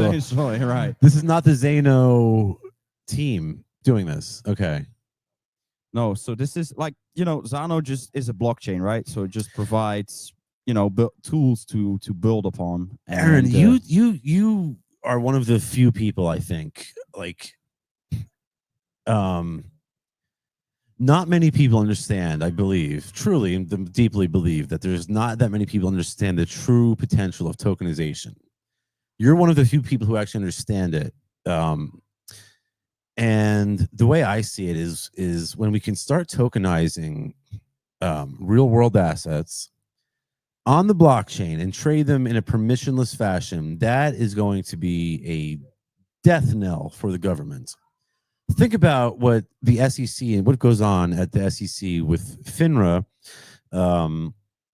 Is a subsidiary of the SEC, and they are essentially a cartel of brokers. And if you want to buy a security, you have to go through a FINRA registered broker, and this drives up the costs of securities, and it reduces the amount of access, the amount of people that have access to capital. Right? It takes the amount of capital that companies have, and it restricts it to people who can only afford the inflated price because of the FINRA cartel. When we have the tokenization of real world assets and stocks and bonds, we'll have people from sub-Saharan Africa who can all of a sudden, invest in Microsoft, invest, a tenth of a token. You know what I mean? Do you foresee a future on Zano where we can tokenize real world assets? Because that is going to be fucking huge. Well, I see a potential future where we can do this, but we actually have to do this. This is one of the problems with crypto. When you talk to people in crypto about tokenization, all they think about are NFTs and meme coins. What they don't get there too, though. What they don't realize, I'm not against those things, but what they don't realize is everything is going to be tokenized, whether you like it or not. Everything. BlackRock is working on tokenization. I had a slide up today about Larry Fink at Davos talking about how excited he was for tokenization of stocks and bonds. Well, do you think that the way Larry Fink is going to tokenize stocks and bonds is going to be one where you own your own tokens? No, it's not. So he's going to be the one who owns the fucking tokens. He's going to own the tokens, and so we're going to end up using technology to tokenize things, but we're going to add more third parties and more surveillance. So the ability to tokenize something privately and retain it in your own self-custody is necessary, in my opinion, to actually preserve free will. That's actually how important this is to me. So not only can you tokenize these things on Zano, if we don't, then this is how you end up owning nothing. This is exactly how it works. And I've actually laid this out. And this isn't a theory or even a conspiracy theory of any type whatsoever. Technocracy is a specific ideological movement that says that elites will pick scientists and engineers to make decisions for us. And the ability to centrally tokenize, program, track, and control and censor things is a critical part to being able to roll out a technocracy. So we have to use something like Zano. This is what attracted me to Zano, is I think it's a free will preservation technology. I know that you said, the Zano team isn't developing confidential layer, but I don't know. What are your thoughts? Do you think that we're going to be tokenizing real world assets on the confidential layer anytime soon? Well, confidential layers, it's multi-chain project, right? So it's from cryptocurrency to cryptocurrency, right? So from transparent blockchains to private blockchains. But so can I tokenize real world assets though? You could, yeah. I mean, this is actually not what got me. Yeah, it's just not done yet. I mean, it's early, right? Like you just said, like When I take, for example, 3D printer go burr, and let's just say I thought that the company is worth $250,000, all right, and now I value it at $250,000. I want to make 5 tokens, right, for 50 grand. You guys want to buy one. Now you can represent the ownership share in 3D printer go burr. Is that something that I'll be able to do on the Zano blockchain? Yes, totally. That is a fucking game changer, bro. That is the Tocambrian explosion that we've been talking about for years. And not just myself, but a lot of the people in cryptocurrency, the OGs, I think this is what we've been waiting for. And it makes the hair on the back of my neck stand up. I love it. Yeah, I like Aaron is actually the one that kind of educated me on that topic, because I think you once said that 5% of the all the value in the world is money, and the other 95% is stocks and bonds and stuff like that. Say that again. 5%. What was it? 5% is money, and the other 95% is stocks and bonds, non-monetary assets. Right. So yeah, that is huge. I mean, Aaron talked about it a bit today. I did too on the workshop part, and you actually see that people have a hard time understanding, being able to grasp this concept. In fact, even I do. Ronnie, you and I were talking today to a dude about tokenization, and when he actually understood it, he was like, "Wait a minute!" You can see the light bulb moment that he had. And I was like, yo, I had the same exact realization when I finally understood how disruptive tokenization will actually be. I was like, oh my God, wait a minute. It just blew my fucking mind. This is the hard part about explaining the potential for something like Zano, because you can literally tokenize any asset of any size. Think about that, guys. Think about that. And trade it anywhere in the world without any third parties. So it's difficult because our educational system teaches people not to think abstractly. Right. Yeah. This is why the WEF can pitch a 15-minute city, because even though, what do we have to offer? Well, infinite possibility. Whatever 8 billion people can come up with, that's what we have to offer. But you know what? That's abstract. These people come up with a fucking 15-minute city, and it's like, whoa, that's what that looks like. Right. But it is literally, it's that expansive. You could tokenize, I mean, I brought up as an example to be absurd, but you could tokenize funding a lawsuit against Big Pharma. You could tokenize mineral rights on an asteroid.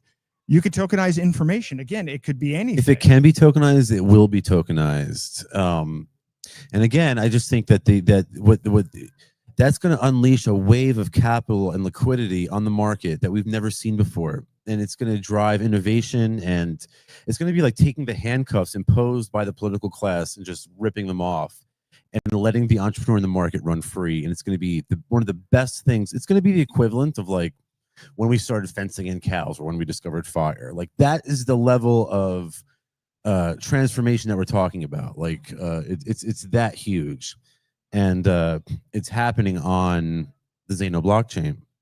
Firo is also around the same time that confidential layer should be launching. Firo is launching Spark Assets, which is very similar, and that is also going to be, it's going to run sort of parallel, and it's going to be another game changer. And we'll be covering that more and more here as well. It's actually also going to be connected with confidential layer, Firo. How so? It's not just Zano. No shit. So it just starts like because Zano already has that technology ready, right? It has it live and working on the mainnet. But actually the idea for later on is to actually have this non-custodial decentralized bridge that allows you to bridge between transparent blockchains and private blockchains. So not just Zano. At the Nice. start, it will be just Zano, but anything that has confidential assets or something similar can be plugged into this and will be probably plugged into this. So Firo already for a fact I can say that they are on board. But there's also others, right? So you have Beam, you have, I believe. But Firo shouldn't need to bridge to confidential layer because it's already private. Yes, but so is Zano. I'm confused. Are you saying that Firo is gonna be using confidential layers of bridge? Yeah, I mean, so But it's unnecessary. No, because you need these Spark assets to be able to tokenize something, right? So to create these synthetic versions of existing assets like Bitcoin Cash, you need that tokenization part that Zano already has and Firo will have. Right. Oh, okay, yeah, but confidential layer is not available yet. No, it's not. So you can't tokenize on Zano just yet. Yeah, you can. You can. Yeah. Oh, yes. You can go. Okay, so you can create a token, but you're not using confidential layer. Like I can go into my wallet and whitelist an asset. In other words, is what you're saying. Yeah, I mean, so confidential assets is just the underlying technology that allows you to create assets, to launch your own assets. Saying. So, and confidential layer will utilize this technology to release synthetic versions of pre-existing assets like Bitcoin Cash on the Zano blockchain, Gotcha. or Firo, or anything that supports confidential assets or similar technology. Okay, gotcha. Yeah, you mentioned selling, 5 shares, $50,000 each in a 3D printed gun company. You could do that right now. No, I know. No. You said that, but you could do that right now in the wallet today. There is no additional technology. That is something. I actually tokenized a gold. I would never do this. I know you would never. I tokenized a gold back and sold it online just for the purpose of testing out the potential of the technology. So you can already do that within the mobile wallet today. I mean, if you're interested, we'll talk later. But yeah. In fact, I've noticed a lot of people here taking gold backs. In fact, the fucking beer guy only takes cash and gold backs. I'm like, dude, what are you doing? This is like, if like, how much money we can get you if you're taking. I just have to pay cash for these. Like between the two of us, we'll buy enough beer using Zano, like to make you rich. I promise. I actually received my first gold back. Like, when was it? I think yesterday or the day before. I did one of my workshops here, and there was a guy who was so happy with, everything that he got. I still haven't received one. I don't have one. It's super cool. I mean, who needs Pokemon cards now, right? You just fucking have gold backs. I know. Okay, but here's the trouble with gold: is it's confiscable, and we know this because it's already been confiscated, right? So this is what FDR did, and that's why. Right. Well, look, here's the thing. Cryptocurrency, it's much harder to confiscate. You can't go ahead and good luck finding my Zano or my Monero or my Firo. You might be able to find my gold if you come and raid my house and, turn over my mattress and shit, but you're not getting my privacy coins. I don't have much for you guys to take anyway, so that's okay. Yeah, well, he's a gypsy, guys. He's one of these Irish travelers. So all right, what else is going on in Zano? Anything else we need to know about? Any news that you didn't tell us about yet, or what? We have a new listing on some Mexican exchange. The Mexicans buying Zano. Really? Are they? I don't know. Smart people. Didn't you tell me this? I don't know. It's the I first time I thought heard you it. texted me that. I thought you said that to me. Maxi. No, I don't fucking know. FUSD got listed on Maxi. Oh, okay, which is an okay, exchange. okay. It's not a Mexican exchange. Okay. It just says. Although it can probably be used in Mexico. You should be using it in Mexico, actually. Yeah, I mean, but with Zano itself, something that I really look forward to is the consensus upgrade to full proof of stake, and a lot of people here might not like that because they are, pro proof of work. But well, let's talk about it a little bit, because I was also very much like, oh, fuck proof of stake. Me too. But what happens if somebody tries to attack the proof of stake network? If I wanted to launch a 51 attack on Zano, how would that work out for me? Like right now? Yeah, I mean, I couldn't afford it, but let's say I could. Okay, so right now we have this hybrid setup, right? So 50% of the blocks are processed via proof of work and the other 50% via proof of stake. So how that is more secure is like when you're talking about consensus, it's all about getting the cost of a double spend attack as costly as possible, as high as possible. So, and people that like proof of work, they use all kinds of arguments like proof of stake is oligarchic, or you need to put in energy to create something that has value. So proof of work is better. But those are all arguments that are not really related to consensus, because it only serves one purpose, which is the cost of an attack. And with proof of work, you just need the majority of the hash rate to do a 51% attack, a double spend attack. You can actually rent this hash rate from websites like NiceHash, or the government can just buy a big ass building and fill it If with they get CPUs. mad enough, they can do it themselves. Yeah. So, and it's not that expensive at all. And with proof of stake, you actually need to, like with our setup, which is hybrid, you need a significant amount of the hash rate, and you need a significant amount of the total staked coins. So we're talking like on Zano, about 10.5 million coins are staked right now. So it's a bit of a balance, right? So if you have more hash rate, you need less total stake coins. If you have more, you need less stake coins. And if you have more of the staked coins, you need less hash rate. But there's always like, you need at least 20% of either of the two. So if I would have like 80% of hash rate, something like that, like 70, 80% of hash rate, I would still need 20% of the proof of stake, of the total proof of stake coins, which is at this moment like 2.5 million Zano coins. And the only way to acquire those is by buying them from others, which drives the price up. Bingo. And the only reason why people do 51% attacks is for financial benefit. And you just take away that financial benefit if you have proof of stake, because the cost of an attack just becomes so high that there's no reason for you to 51% attack anymore. And of course, governments could, if they kind of have unlimited financial means, right? So they could always do it, but that counts for every coin, and also every privacy coin. It's all about making it as expensive as possible. It's never impossible, but making it expensive as possible. Well, if you attack a proof of stake chain like Zano, you're just gonna, like you said, you're just gonna drive the price up, and you're gonna make everybody else rich. Yes, although that's not the point of it, but yes. You think dollar signs, don't you, Sal? No. I'm saying is it's not gonna work because you're gonna make everybody else rich. So it's financially infeasible to 51 attack Zano. Yes, that's correct. Would you do me a tremendous favor?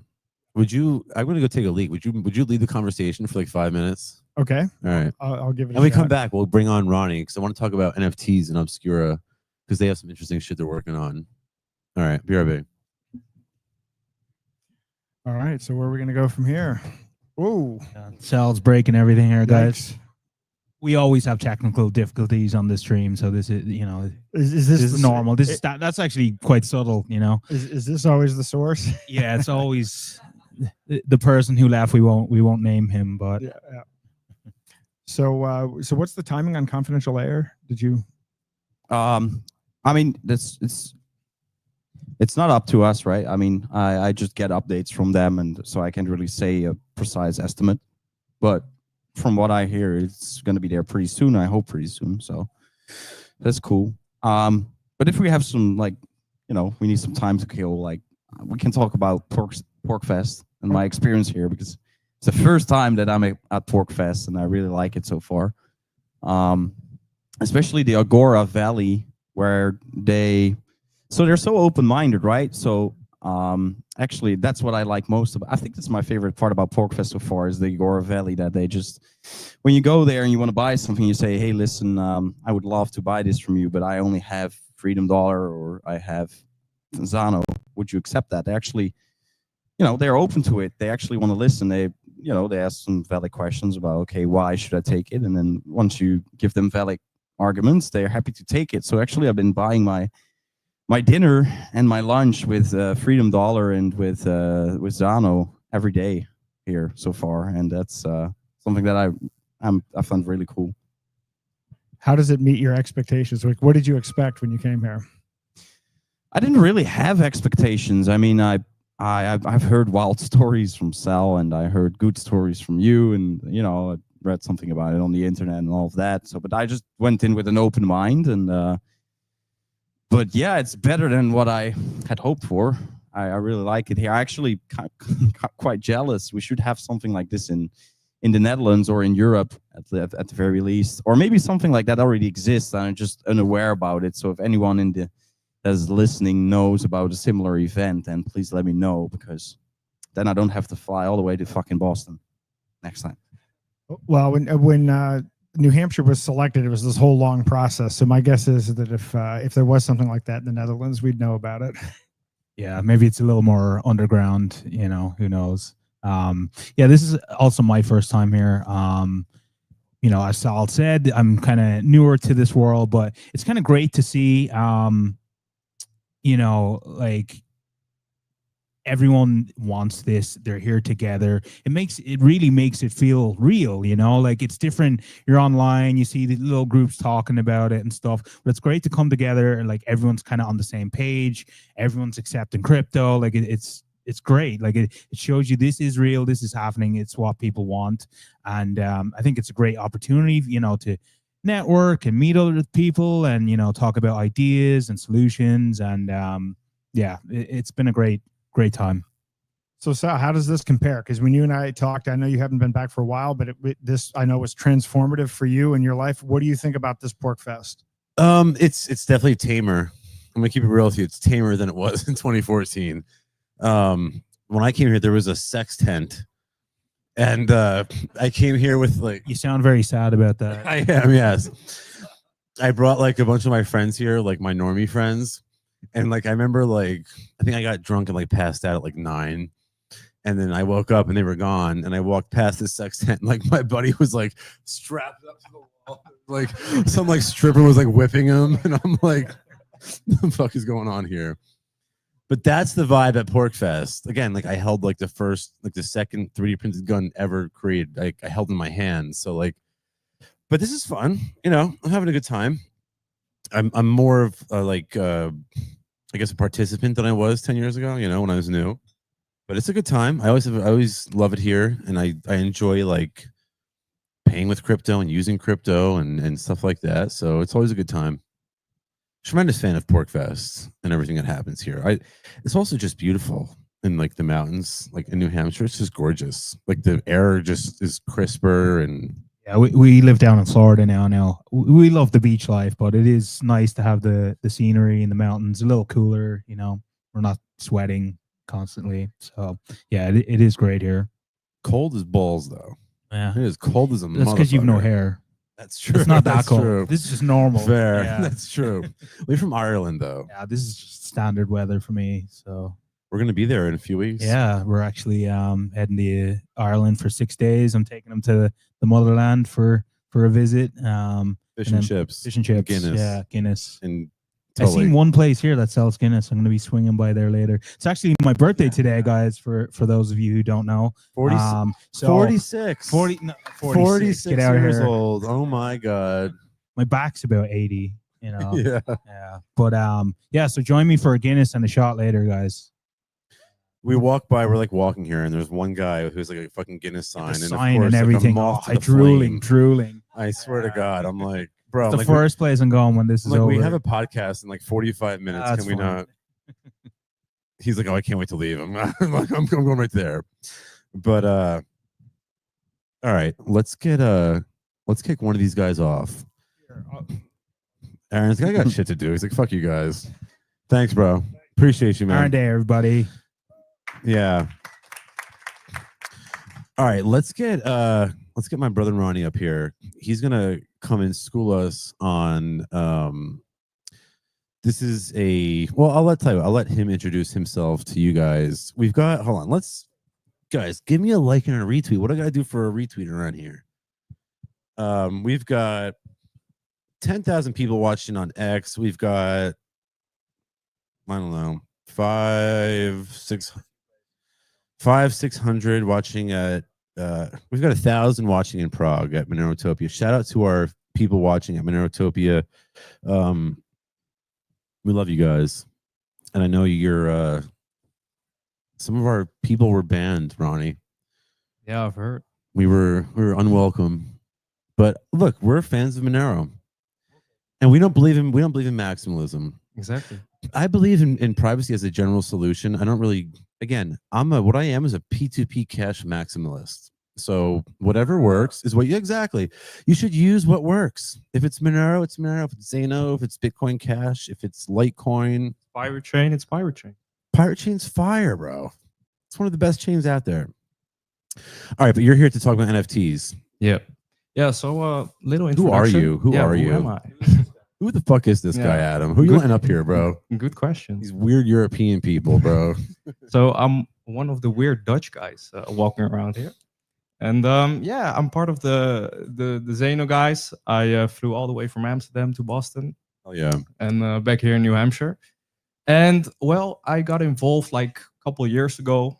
I'm just a really big fan of Zeno, and I think around like 2 months ago, the Obscura people actually needed some extra hands, and I'm a really big fan of the private NFT platform. What is Obscura? It's actually a privacy-focused NFT platform, so you can mint an NFT there. It's called Built Obscura. on Zeno. Yeah, it's actually built on the Zeno blockchain, so all the NFTs are private by default. And soon you'll be able to also sell and buy other NFTs there. So that's coming. We just like to build on the get-go, just go on and So build new features. a marketplace for NFTs built on the Zeno blockchain. That's, in other words, what you're. Yeah, exactly. So for now, you can only just mint your own collections on Obscura. So yeah, it's not really, it doesn't really have a use case at the moment, but the developers are busy trying to get out. When are we going live? I hope in a couple weeks. I've actually got an update that will probably be somewhere in July. So hopefully you'll be able to launch your own collection, I've heard. Can Alex play our little promotional video? Text that motherfucker. See if we can get that going, because you guys will appreciate what we have. Oh, I sent it to you. You've seen I got it. a little sneak You got a peek, little yeah. taste of it. I don't know if most people have seen it though. Have you seen it? I don't think He hasn't even seen it. Wow, you missed out, bro. First, you got a first glimpse. Yeah. If you can play it, Alex, shoot me a text. That would be cool, because we plan on launching a collection on Obscura when it's ready. Just to draw attention to the Zeno blockchain, we're going to call it Privacy Pioneers. It's going to be like one NFT for, different figures in the privacy ecosystem. And yeah, I'm pumped. I think it's going to be great. What I think is cool about having NFTs in a private blockchain as a shitlord, is a meme lord. What I think is cool is that, hold on, here's Alex. Give him a few minutes. He's gonna no. We don't have to play anything else, bro. I just want to show them the NFT collection that we're working on, Privacy Pioneers. But what I think is cool is that as like a meme lord, as a shitlord, like I can't be censored now. Exactly. It's censorship resistant, so There's a you lot can of memes I launch- can't show you Europeans. I'll get in Bro, trouble. yeah, You guys you'll- can't see these you'll- things. You'll get put in jail, actually. I know. We can't show them half-arm memes. Yeah. Yeah, I know. No, but for real, like, think about a world in which like political art can be tokenized and not censored. That's big. You remember like I don't even know, like years ago, Charlie Hebdo. I don't know if y'all are familiar with Charlie Hebdo. Yeah. He knows. They released a cartoon of Muhammad, and like there was like, you can't do this. This is crazy. You can't draw the prophet. So South Park did it. Well, it's like, but they aired it. They aired it. But like, you can do shit like that now on when we have. I know that's not. He's looking at me like this is not how we want to be promoting Obscura. Like you can draw the prophet. No comment. No. But like my point is, it's available for politically Yeah. sensitive art, socially sensitive art. Yeah, the whole goal was to be able to do free speech, like, and share your artwork and whatever you like, you can put up there. Basically. Well, so like I'm trying to like promote privacy and whatnot. So I think by like by releasing a Privacy Pioneers collection on the Zeno blockchain on Obscura, we can promote privacy, Zeno, and Obscura all at the same time. I actually believe at Monerotopia last year, there was this lady, Tatiana. I'm sorry if I'm gonna Moroz. say her name wrong. Tatiana Moroz, yes. And yeah, singer friend of ours songwriter. here And on she the was show. actually she came to our booth because she was so interested about like in the confident. That was when Obscura wasn't even around. And she was just asking because she could already lay the link herself. She said, "Oh, so confidential assets. So can I actually tokenize my music, my artwork?" Which she will soon be able to do. So that's pretty cool, right? So Tatiana she has been tokenizing shit longer than anyone else I know. I don't know how long y'all been around, but she used to do colored coins. Really? We have any OGs Wow, here. that is long Colored fucking coins on Bitcoin. This is like in 2014, 13. I remember coming here and she had her guitar and there was like a QR code and like you could buy Tatiana coin and you could exchange Tatiana coin on her website for like albums and music and like custom songs and shit like that. Pioneer of the token game. So the fact that she's interested, that's like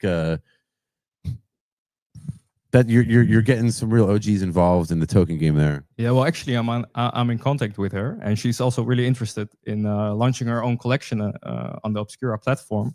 Oh, I gotta beat her, bro. I gotta beat her. You gotta give me inside info. It's gonna be a race because when the Tatiana. marketplace is gonna go live, it's up to the races. So oh god, stay tuned, and hopefully we can get some more artists and meme lords like yourself up there. I thought we had the inside info here, bro. Tatiana's she's getting the jump on us, bro. yeah. Where's your Monero hoodie? Yeah, and also to talk a little bit more about Obscura, another interesting feature that is actually coming soon is a new web app where you can actually use your Obscura as an access token to private events or to gated content or whatsoever. So, for example, I think you guys are familiar with the Bored Ape. Of course. Well, the Bored Ape holders actually had some events, but in order to get in, you need to have the Bored Ape, right? So there was another web app made that you can actually verify you're the Bored Ape holder to join this Bored Ape Yacht Club meetup.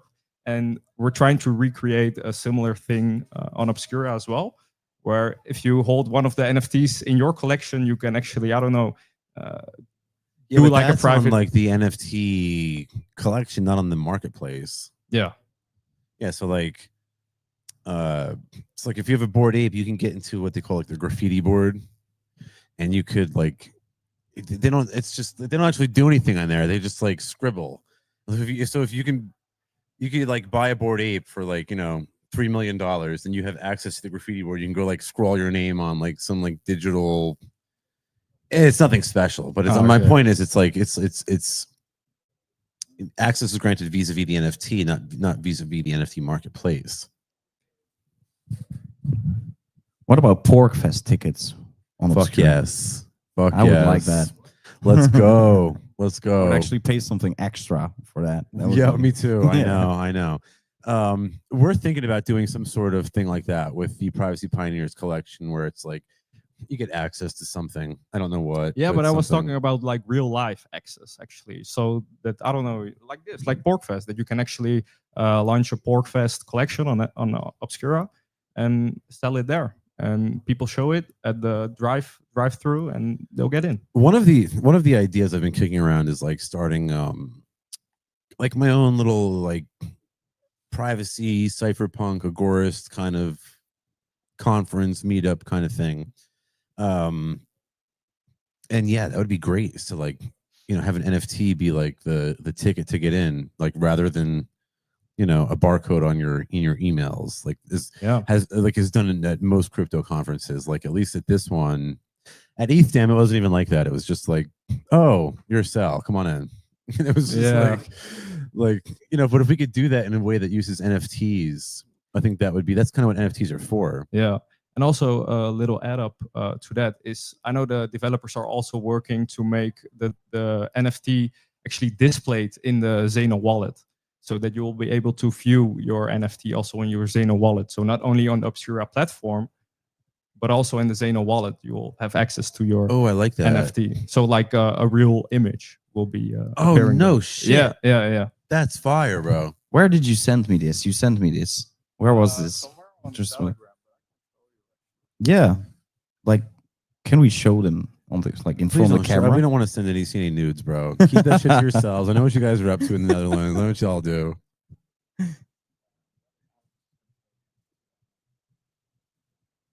Oh, I think we have the NFT ad that's ready. Is it ready? Ah, here it is. Hold on. Let's wait. What do y'all got for me? Yeah. So Nude landscape. Oh God, it's a dick pic, bro. Come on, bro. I've seen big. Wait, what am I looking at? Is this like an NFT or? Is how it will look like in the Zano mobile wallet. So when it auto detects that it's an NFT instead of just like a normal confidential asset, so it will automatically display the image. So I don't want to go to your balance, but if I go to the home screen, is it visible? This is just a screenshot.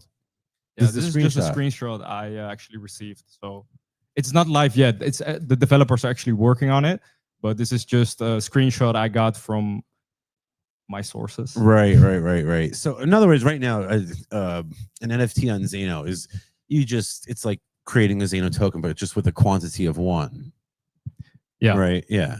Yeah, Okay. exactly. So So you're just throwing in metadata there, but once we have the Obscura marketplace, yeah, in other words, Obscura is going to function kind of like OpenSea does Exactly. on Solana, Yeah. right? exactly. Okay. So we're aiming to get like all the features OpenSea has, but with the privacy. I used of to Zeno. teach classes about minting tokens on Solana using OpenSea, and it was the easiest fucking thing. It was like 5 buttons, and you could have your own like NFT on Solana.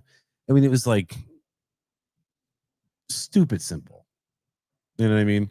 Hopefully, Obscura takes the same route. Yeah, I hope so. I know the developers are working day and night to make it work, and also to make it as easy as possible to work. Because, well, I gotta admit, in the beginning, it was quite like hard to understand how it actually worked. You need to be a little bit technical, but I know there's gonna be some UI UX upgrades. It's very coming easy soon. to make an NFT in your Zeno mobile wallet app right now. Yeah, but like in the beginning when I was testing it out, it was still a little bit like hard to understand what everything meant and how to actually. Who are the developers here? Who are you working with? Well, Andre? they're anonymous. Andre. I don't know. Fucking, I'm texting Andre. I want to know when. Andre Sabelnikov. Tell me right now. All right.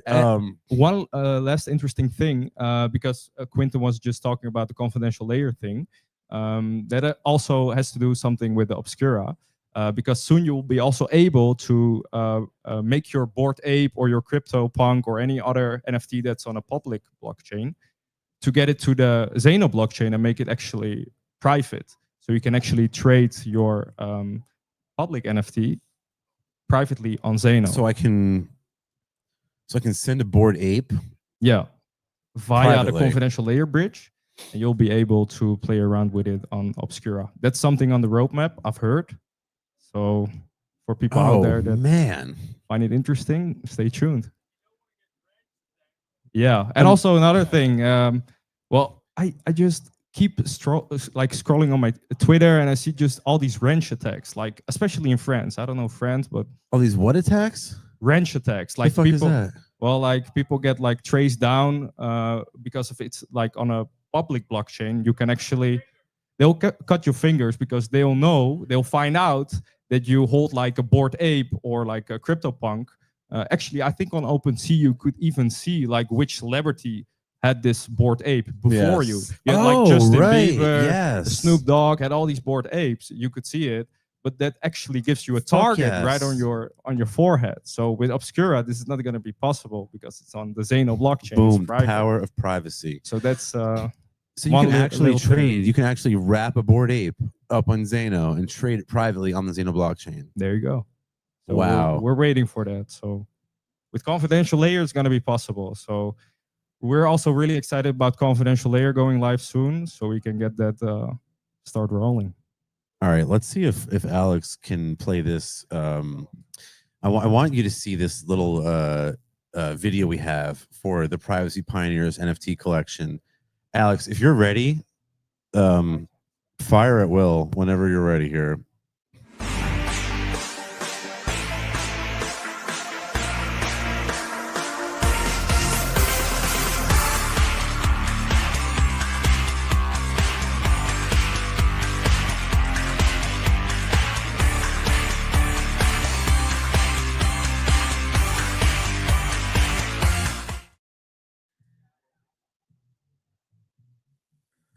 Have you not seen this? Oh, you've seen it, right? Have you seen this? I did see it. Are we back? We're back. Check this shit out. Look, there's Ross. Yeah, I did see it. That's gonna be Satoshi. I don't know why we said July 4th. You know why we said July 4th? Because we were hoping that Obscura was going to launch by July 4th, but I don't think it's going to. And I told him, I was like, don't write July 4th because I don't think it's going to be ready. Yeah, just keep an eye on the socials. If you guys wanna, for the people watching, if you wanna learn more about Obscura, you can go to obscura_art or no underscore NFT. Excuse me, and the website is actually obscura.art.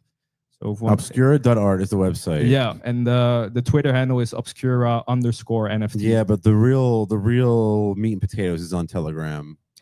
True. Where do we, yeah, you're right. where do we get at you on Telegram? Yeah, that's the where the nitty gritty is shared. And also, if you guys are like looking for certain features, there's actually like a separate group within the Telegram where you can actually like send your new feature you would like to see on Obscura, so people can actually give feedback and we can. No, I will be work able on it. to use metadata. Yeah, you will. Okay. That's coming as well. Okay. Very cool. All right. All right. Cool, guys. I appreciate you guys. You're dismissed. I got to get the next round of yeah.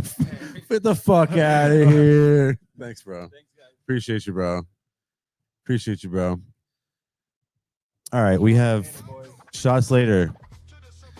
We have Crypto Royalty just walked in the house. Mr. Mark DeMazel, my man. How are you, sir? Oh, look at this shirt. Thank you for the honors. The Prince of Cryptocurrency. Wow. I wish. So, Guys, very important. oh, he loves his beer. You know, he had me in the Netherlands drinking, what was it called, Quentin? What were we taking shots of? Naver. Yeah, it's Your good. neighbor. Strong alcohol and sweet. It tasted like 20%. Dude, it tasted like fucking rubbing alcohol. I thought I was gonna die. But you actually have lots of different kinds of Genevers, but a lot of sweet ones, but a lot of sour or how do you say? It's just strong ones too. Yeah. Well, whatever ones he was giving me tasted like I was drinking like the rubbing alcohol out of my grandma's medicine cabinet. But it worked.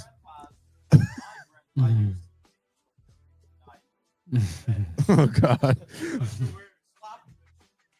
Slop moot shoe. That's what they say about me every night. Sloppy, slop moot shoe. Yeah. So Mr. DeMazel, you've been around quite a while in the cryptocurrency ecosystem. What do you got your eyes on? I mean, obviously, I can see from your shirt. Yeah, so I'm promoting my latest bag, Zeno, But it's your bag for a reason. every couple of years I pick one, and only the first one was the right pick. All the other ones were not. So I hope this one was a good one. I bet big on several projects since I entered crypto in 2012. Bitcoin was the first one. That was a good bet. But then after that, I did NXT quite quickly because the first altcoins were in already in 2012, 2013, the bubble of 2013. You had the first altcoins also, Litecoin, Peercoin at the time. That's how old school this guy is that Litecoin is an altcoin to this dude. That's how old school he goes. Yeah, it's still around. Oh yeah. But people don't talk about it anymore. But nobody talks about that as like an altcoin. The only people who talk about Litecoin as an altcoin are like the OGs in crypto, like the real OGs. You know what I mean? So what do other people say about Litecoin? Well, most people think like it's one of the main chains. It's like Bitcoin, Ethereum, Litecoin. Yeah, I mean, I do a little online gambling, and Litecoin seems to be at the center of like the crypto choice on gambling websites. Serious? Yeah. So Oi. that's my knowledge of Litecoin. Oi. Yeah. And when he says he does a little gambling, you know what I tell you? I'm like, what are you doing? It's Sunday morning. He's like, oh, I'm lying. I'm up $400. I'm like, what do you mean? yeah. So what made you look at Zano in the first place? It was really Roger Ver who started talking about it to me, and I was like, yeah, that's interesting, because I've been looking for a privacy coin, but I could not take the step to invest in Monero, or only a little bit, but not go big in it. But it's really something that I knew was important, and I knew Monero was the only one really succeeding in peer-to-peer cash online. It had conquered the dark market. So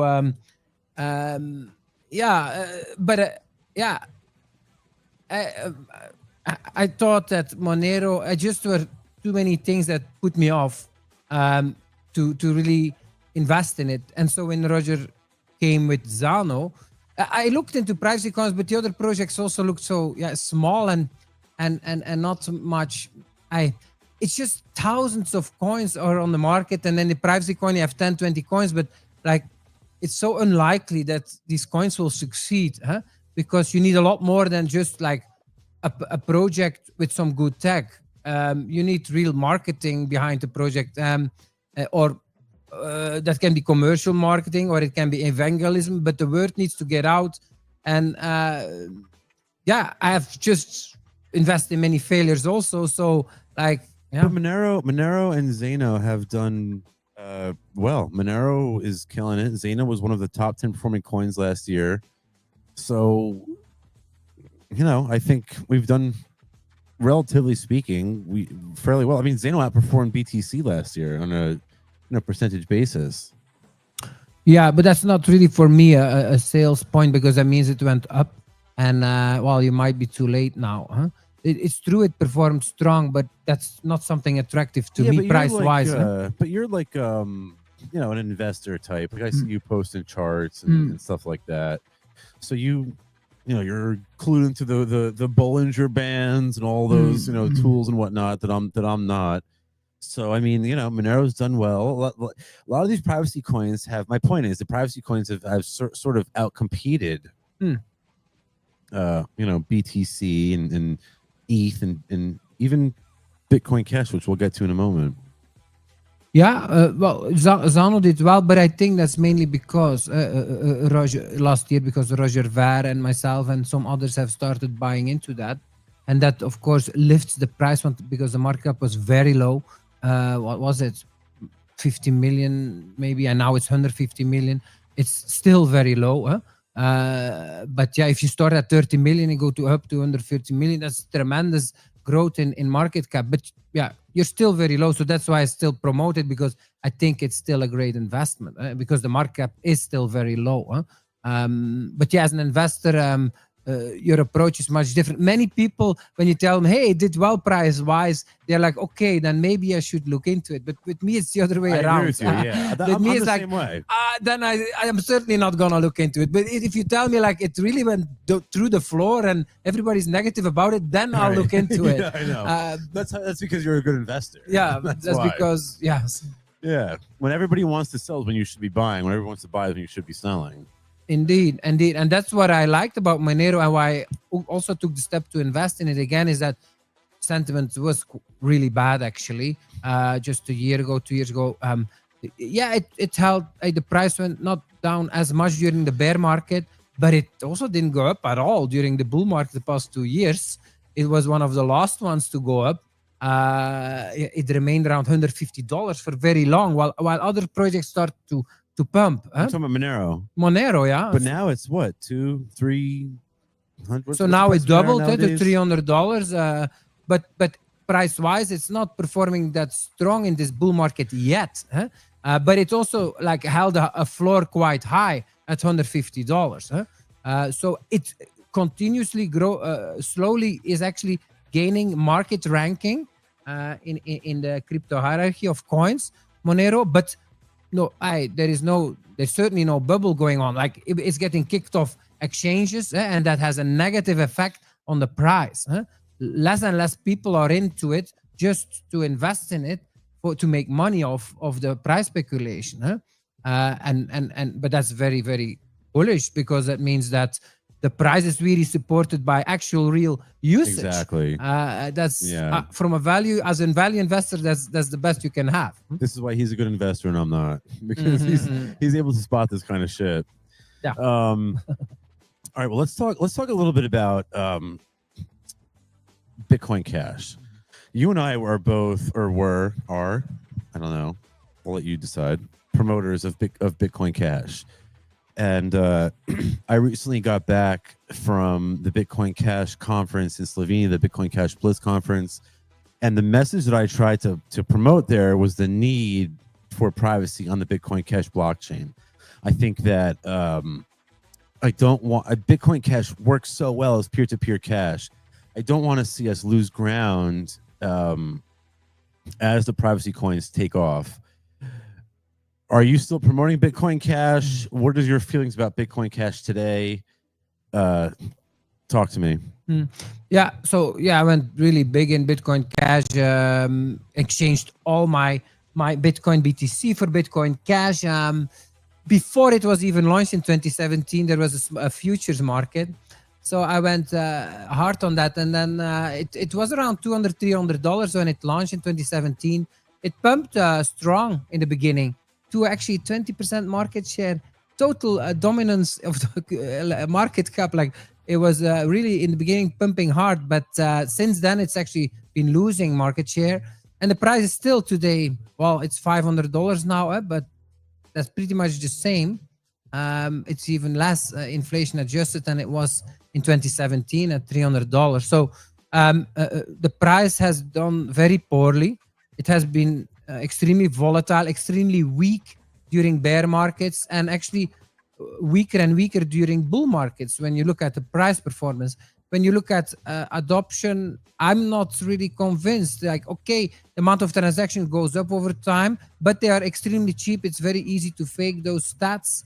With Monero, you also see a rising trend in amount of transactions, but they are expensive transactions that you can't fake so easily. The same is true for BTC and Ethereum. But most coins have extremely cheap transactions, and then it's hard to judge whether increasing utility is true or is fake. So, but my impression is also like Bitcoin Cash. But it works. It works, right? Yes. And you were just saying how you are, you look for fundamentals more than price action. But the fundamentals are there, though, aren't they? Or are they not?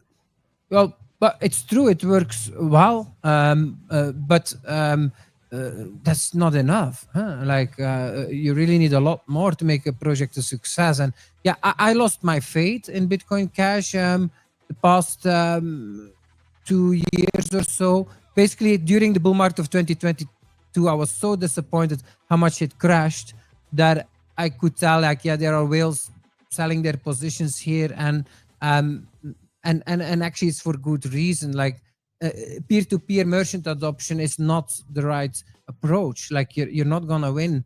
I don't see that going viral. Bitcoin Cash has focused on this a lot, and I don't see that as a successful approach, because it just, you don't see an amount of users in a certain region increase, or the amount of merchants, you don't see that increase over time. What if Bitcoin Cash was able to have base layer privacy? Would you be more bullish on the case for Bitcoin Cash if there was base layer privacy? Yeah, that's the kind of thing. I think it's necessary to save the project, but most people do not agree with that within Bitcoin Cash. They believe there's too many disadvantages having a base layer privacy technology, because it does hinders a lot of other technology to be built on top of the chain if you don't have a transparent blockchain. So I don't know if I don't know if, but I think it's necessary. Yes, from just my perspective, I think it's necessary because it's a bit like it's a pity that we lost the Bitcoin brand name as Bitcoin Cash. That's really a big loss, and that really has been the downfall of Bitcoin Cash, I believe, because people just don't understand the idea that a brand can split in two. People don't get that. That doesn't exist in the stock market world. Right. If Tesla breaks into two companies, one will change name. Huh? It has to be. Huh? And so people don't buy Bitcoin Cash. I've long pushed for that that's the real Bitcoin, and that's true. But people don't buy into that. And so, but it's a bit the same. Like in Africa, they missed the internet and the computer desk revolution. But wow, they just jumped that technology to smartphones, and now they use smartphones more for payments than we do in Europe. So it's a bit the same with cryptocurrencies. Yeah, okay, you missed the train of a certain trend. You're gonna have to level up, build better technology, and then maybe the next big innovation you can catch. And I believe that's basically cryptocurrencies, transparent blockchains.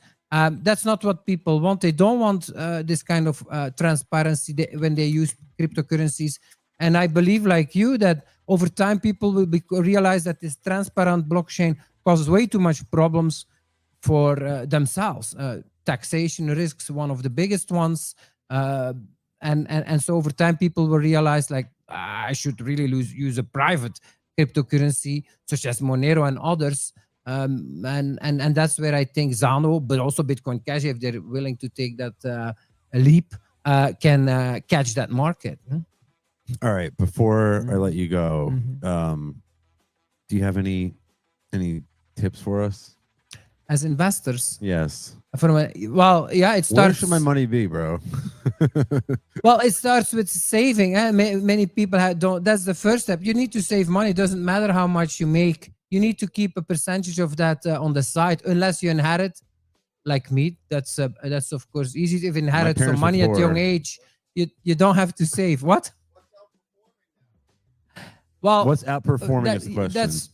Well, the thing is, you're gonna miss many trains, and I missed many trains also. But you cannot really catch a train once it's outperforming, because that's not a good approach to best invest something based on that it already went up in the past. Yes, so the way to do it is like you need to look at the fundamentals. You need to invest from first principles. The best entrepreneurs, like Elon Musk, also builds ideas based on first principles, and that's not like what's already successful. No, what's needed. That's how he comes up with the ideas. Like, and that's sometimes it looks completely crazy. When he came up with the idea, like, actually we need electrical cars, and I'm gonna basically invest big in a car company, a new car company. That was crazy. Like, not a single car company had succeeded, but he was able to pull it believes, yeah, because he knows, or he could see, like, that's really, like, electrical vehicles are superior in many ways, and it is inevitable that they will take over the petroleum cars. So that's why he dared to invest big in that, because he invests from first principles. Same with even more so with his other big success, SpaceX. So as an investor, it's the same. You need to, or Bezos also with Amazon. He knew, like, retail will be big on the internet, and so it's the same as an investor. Like, you need to look at, like, and how I invested in Bitcoin also initially was like, okay, this is indeed could totally fail, this technology. That's really a long shot that they claim that no more coins can be created and it's just based on code. But yeah, the amount of transactions are going up. Clearly, usage is going up, and even if it fails, it's a very good idea, and the technology will be improved. And so, yeah, I think if you look at from first principles, crypto is succeeding here and there, but failing on many other ways too. And so, what's really needed? And I think, yeah, that's what I do. I believe when I think of first principles, but sometimes you're really wrong with that. Actually, I also thought I invested in NXT in 2013 because I believed like, okay, assets. We have digital currency, we have cryptocurrencies, we will also have crypto assets. So I invested in NXT, but that failed. But Ethereum actually took that But market. just because you were early doesn't mean you were wrong.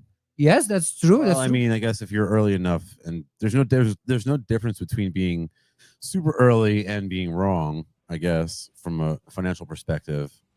Yeah, actually, like when you're early, you lose money also, and so you really need to have your timing right also. Huh?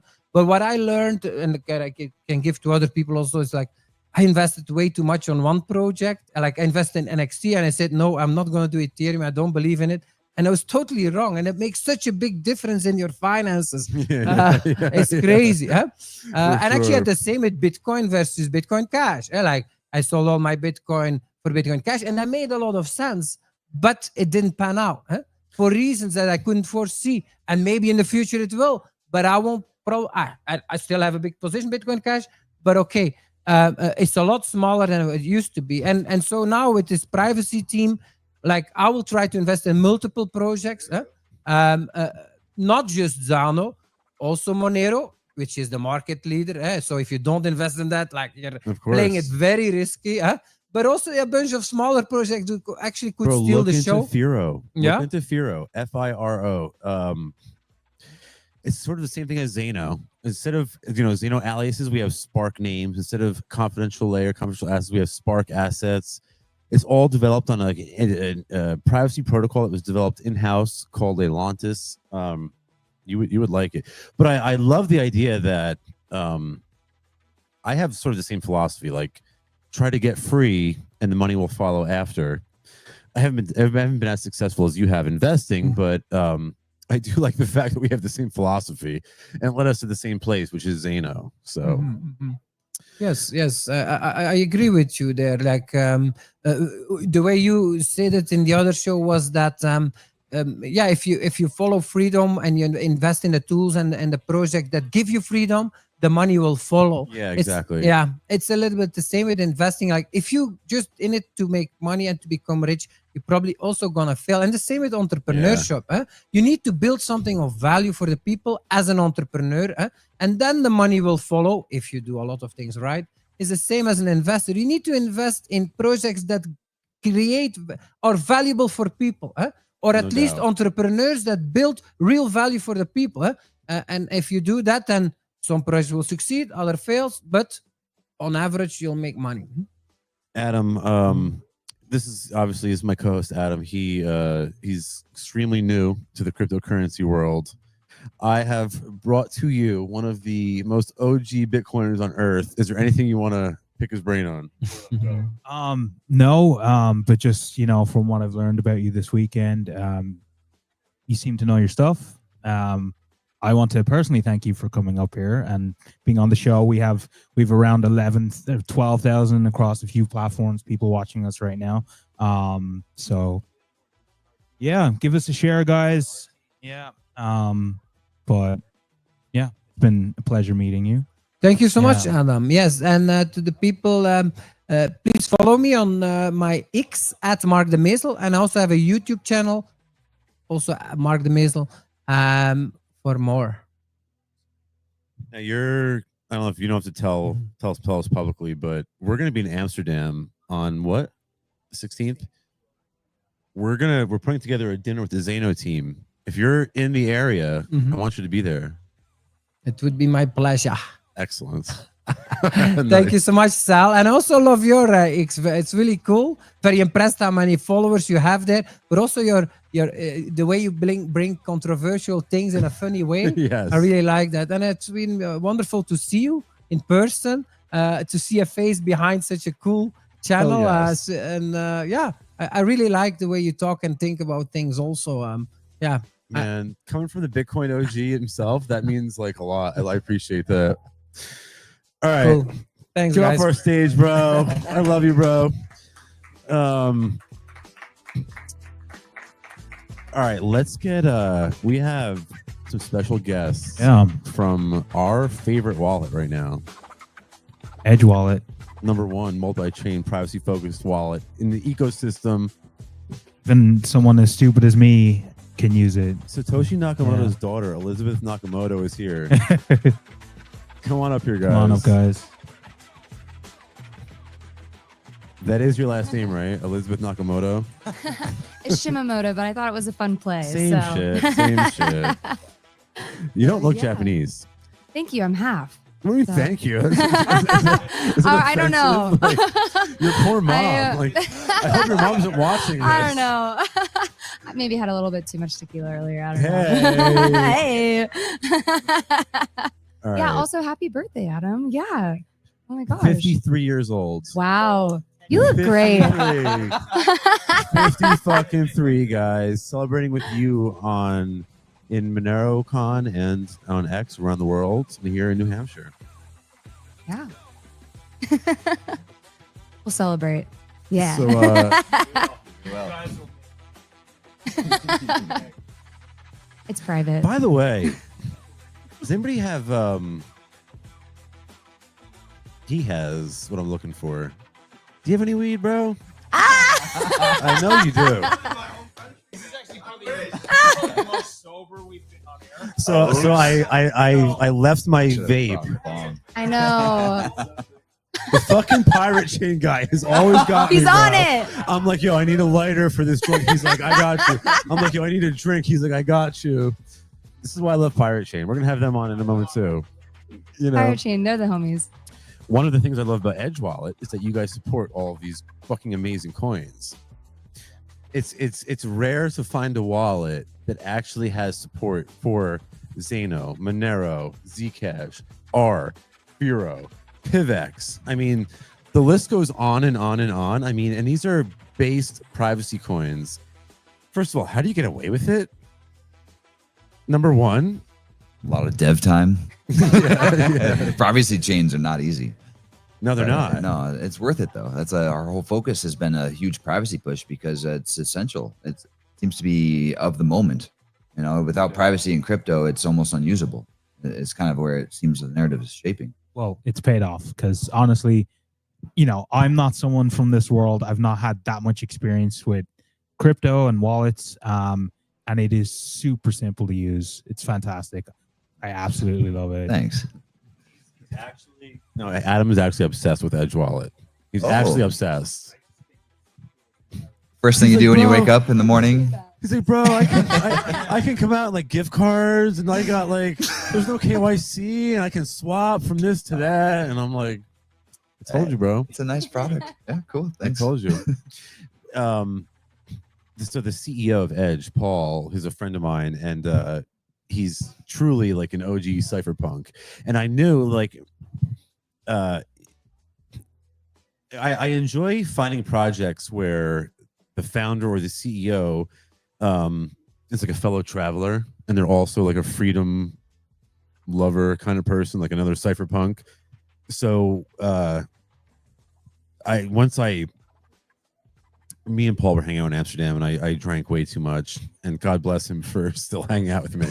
Yeah, I know. Yeah. Well, I know. And I was 3 sheets to the wind, and God bless him. He like stayed with us until like 2 a.m. And yeah, he is a trooper. He is a trooper. Oh no, I know. We had him out. And the more I learned about Edge, I'm like, wait a minute, there's no KYC, and I can swap. I'm like, wait a minute, for over 130 assets. I'm like, wait, and you have all these privacy coins in support. And then I learned about fucking duress mode. And meanwhile, this is when there's crypto kidnappings. There was just a case where like 2 NYPD officers. Did you guys see this? No, there's like literally like NYPD cops kidnap. I'm from New York, so I'm not surprised to hear any of this. NYPD is the world's second largest terrorist organization behind the United States military. Terrible fucking criminals. That's another story. We can do another like marathon stream just on the NYPD's abuses against me. That's another story. But yeah, I lost my train of thought. Duress mode. The NYPD kidnapped somebody, and they like, I'm not even look it up if you don't believe me. like this guy's looking at me like I'm crazy. I swear to God, bro, look it up. They actually they didn't do this as part of their job. They actually kidnapped 2 people and like held them for their crypto. Oh my goodness. Yeah. I didn't hear this. That's crazy. Oh, I know. I was Wow. talking to Paul about this. When did this happen? Like 3 weeks ago. We talked on the show. Wow, I just missed that. It's crazy. But duress mode solves this. Yeah. Tell me about duress mode. Yeah, so duress mode's our newest security feature. And basically so in Edge, you have a username and a password to get into your account. And then you also have a PIN. And so with duress mode, you can put in a separate PIN that's dedicated to your duress account. And when you put that in, it launches a decoy wallet. And so with that, the decoy wallet, it is real funds, but you're able to launch that decoy wallet and you can be like, say I got kidnapped and I was like, oh, take my crypto. Take my crypto, okay. And I put in my duress PIN and this is all I have. Okay, give it to me. And then I at least just lose a little bit, but it's not, all my other stuff is safe. So what's big about this, and I think this is like the point that Paul made, and this is what was so fucking impressive to me, is that we need, and you heard Aaron Day talk about it, we need crypto to be used, not like it doesn't go underneath your bed, it has to be used as means of exchange. And if people are afraid, if we go to these crypto conferences, we're in ETHDAM, and we get some dirtbag sits outside and they see me and Quentin leave and they think that we're bag holders, even though, we're just a couple poor kids, and we walk out, somebody thinks that we're rich, and they stick us up. Now, listen, people are afraid they're afraid to actually use crypto. But with duress mode, we actually have the ability now to go out in public with the crypto on our mobile wallet, because we're going to use it. And we don't have to fear, being jacked up or having a target on our back because we're at a crypto conference. Because people see that these crypto, and they think that you have money. Yeah. And that's the cool thing, is that actually when people travel, they can have their duress mode account active the whole time. So then no matter what, if somebody's seeing your wallet, then they don't have access to those funds. So the rest of your funds are safe. And so it's really big for traveling. And then also we actually had a user requested that has been in crypto for a long time. It's a big Bitcoiner. Duress mode? Yes, duress mode. And so it was a feature that was requested. And so we wanted to help secure those funds. That's what we're about, is privacy, security, and usability. So we wanted to be able to give that to our users. So we're really excited about it. This is how base Paul was. I was like, he's like, you should license this out to like banks and like the ATMs. he's like, no, I don't believe in IP. I was like, oh man, it's from my heart. I was like, open source anarchist, man. I was like, fuck yeah, somebody write a Kinsella against IP. Stefan Kinsella is a lunatic Bitcoin maximalist, and his opinions on crypto are trash. And I've told him this to his face, but he's great on IP. So he's got a great book called Against IP. You can get it at freemises.org. Check it out. Okay, back to Edge. All right, we've talked a little bit about like how y'all have support for all the sickest privacy coins and duress mode. What's in the pipeline? What can we look forward to? All right, just a few. Give me the little, fucking just lowdown, a few, bro. Just a Nobody's. little, Look, they're not going to tell anybody. All They're right. with us. All right. Okay, these are just your guys. Yeah, no it's big like- deal. I guess a sneak peek for Yeah, like yeah. All right, I can say Guys, one. don't thing. say anything. All right. Don't tell anyone. I've got some features we have to talk about too that I want to request. We've already spoken a little bit about it. Yes, and it's in the works. Yeah, yes. I don't think you introduced yourself. Oh, right. Yeah. Okay. Yeah. So, all right. My name is Daniel Millar, and I work at the Edge support office. So, when anybody's having any crypto troubles or even just have basic questions, it's a simple tap help in the top left corner, call for assistance. You can text or email us too. But the fact that you have a support team of 4 or 5 different people able to respond within 24 or 48 hours to any crypto questions you have or concerns, you don't find that very often. Coinbase, good luck trying to talk to them, et cetera and so forth. Crypto support is hard to come by, and I have a lot of respect for my boss for putting our department into motion. What's coming in the pipelines, it's exciting. We've been talking a lot about the NIM network and Tor, essentially using different decentralized VPN protocols to obfuscate our IP address. It's a huge privacy concern. Whether you're using privacy coins or public coins, when you're broadcasting What's NIM? NIM, I've heard Paul mention it. What is it though? I don't know. In a nutshell, you can think of it as a decentralized VPN service. Ooh, Yeah. I like that. Yeah. We're still figuring out how exactly that implementation is going to work. It's not live yet. The developers are working on it. But the idea is that, we're broadcasting crypto transactions and these payloads across the internet, but we're also sharing our IP address, which is a concern for our internet service providers or anyone that could follow our IP address. If you're not using a VPN, having one natively baked into your wallet application sounds like a cool idea. So that's something we're working on now. And what, that'll be part of Edge? Part The of Edge ecosystem? Yeah, part of just using the wallet, you'll have your IP address not being broadcasted all over the place. Fuck yes, Yeah, bro. that's the idea. Yeah, like I hate. There's a lot of like VPNs now that aren't actually that private. It's like, what's the point of it existing? Like, yeah, because yeah, so that is definitely interesting to hear. Yeah, have it baked into the I'll be application you're keeping an using. ear out for that. Let me know. Guys. Awesome. Too good to us. Yeah, VPN done that. Something to look into. Awesome. Like, I can do that. Okay. Also, there's an addition to Litecoin, MWeb. Have you heard of MWeb? Of course. Yeah. So privacy for Litecoin is in the radar. We're working on that as well. All right. You know what I got to ask you about? We have to talk about. Oh, Dun, the dun, mascot dun. is here. The cutest dog. Can we get this dog on camera? Come on, baby. Look at the collar on this. Yeah. Also, since Daniel's on our support team, I gotta say, next week we are launching our Signal support line, and so we're super excited about that. Since we're all focused on privacy, and so it's a fully private way to communicate with our support team. While it's awesome that we have a real human support team, then you can still stay private. So we're really excited. When users reach out to support, it's expected that they're giving up a little bit of privacy. They're reaching out by their email or whatever. So we put a lot of time and effort to make it so that people could use the Signal app to reach out to us still. Paul fucking loves Signal. Oh, goodness. I'm like, what? Like when I first met him, like, what's your Telegram? He's like, what's your Signal? I'm like, okay. That's how you know somebody's a real agorist. It's like when you ask them for their Telegram and they're like, nah, Signal. Like, okay, like, all right, fine. Yeah, we're really excited about that one. So Yeah, cool stuff. that's pretty sick. Look at this dog. It's just the cutest fucking dog ever. I love the glow in the dark. He I must know. have been at the party over there, I ready know. to go. Loves the camera. Yeah. Loves the camera. I love it. Center stage. That's what's up. Front and center. Okay.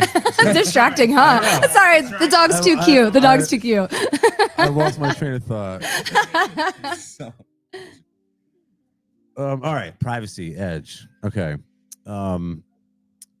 Cash Fusion, Bitcoin Cash.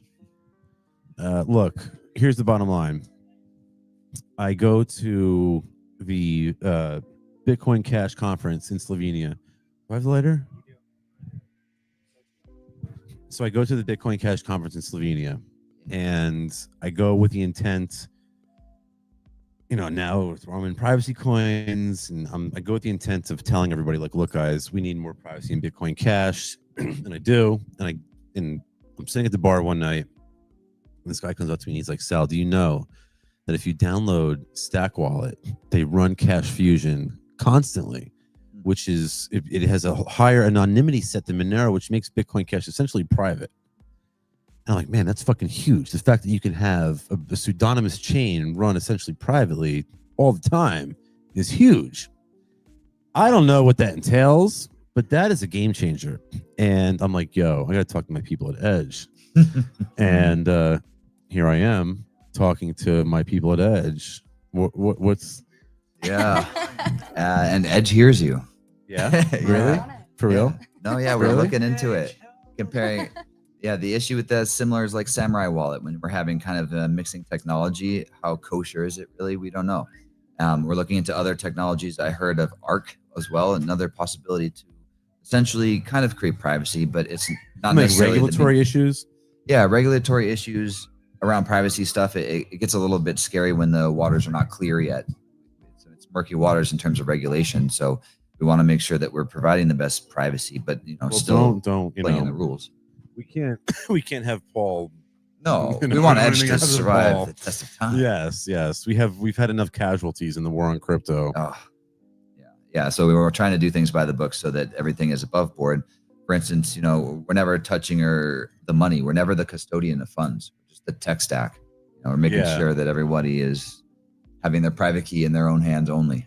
Yeah, Paul's like, he's like, I don't collect KYC. He's like, I don't want your information. He's like, it makes my life hell. I don't actually want it. It's such hell that there's a lot of data collection that apps do that to make the app better. And we essentially, by principle, don't collect any of this data. No tap data, nothing. So we don't know who the users are. We don't know which accounts are owning to which person. We don't have any data collection at all. At zero, none. No, and it can be verified because so now it's an open source protocol. I can off ramp. You can off ramp into fiat shitcoin. You could off ramp into fiat shitcoin, and so I can go in Edge Wallet and I can move from crypto to fiat. Yeah, we have an integrated exchange going on and off. So you have your on and off ramp and a crypto swap. That's hot, bro. Multi-chain. That's hot. It's cool because it's all simple in one wallet, one location, one stop shop. I enjoy using Edge personally. That's sexy. That's sexy. It's sexy. Yeah, I know. I mean, that's honestly huge.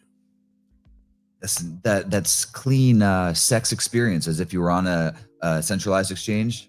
I think we're moving to be even more sexier and sexier. That's the idea, is to make it fluid, a sex-like experience, but in a DeFi wallet. Oh, word! We're talking dirty up here. Okay. Getting sal over here. Is this? Are we streaming on X or? You said get sexy. Where are we? Yeah.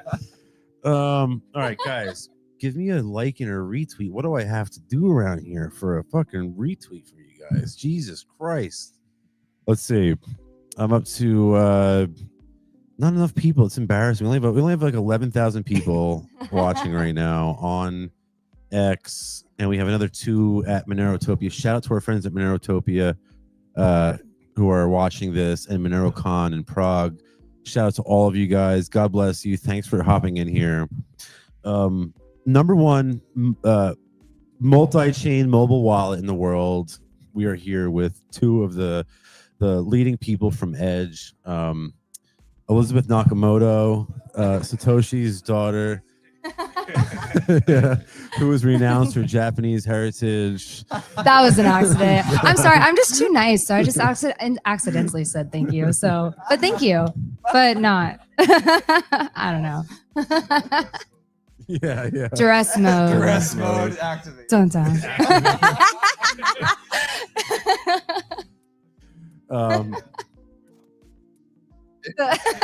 Out. Talk to me about you guys personally. I know it's not about y'all, but like dev, marketing. Are you guys into development and marketing, or are you guys into crypto? Are you a fellow traveler, or are you paid hand? All right, I see you, Sal. I'm coming to fireballs tonight. No, I love it. I love how raw you are, honestly. I have to be. I started working at Edgewall about like 3 months ago, and so it's been an amazing experience. Honestly, I feel like, especially being at PorkFest. So I was at the Bitcoin conference 2 weeks ago, and that's like one side of the spectrum, right? And so in Vegas, yeah. So one side of the spectrum, and then I come to PorkFest, and I'm like, oh my gosh, Sailors of the world. Yes. Yeah, it was interesting. I'm sorry.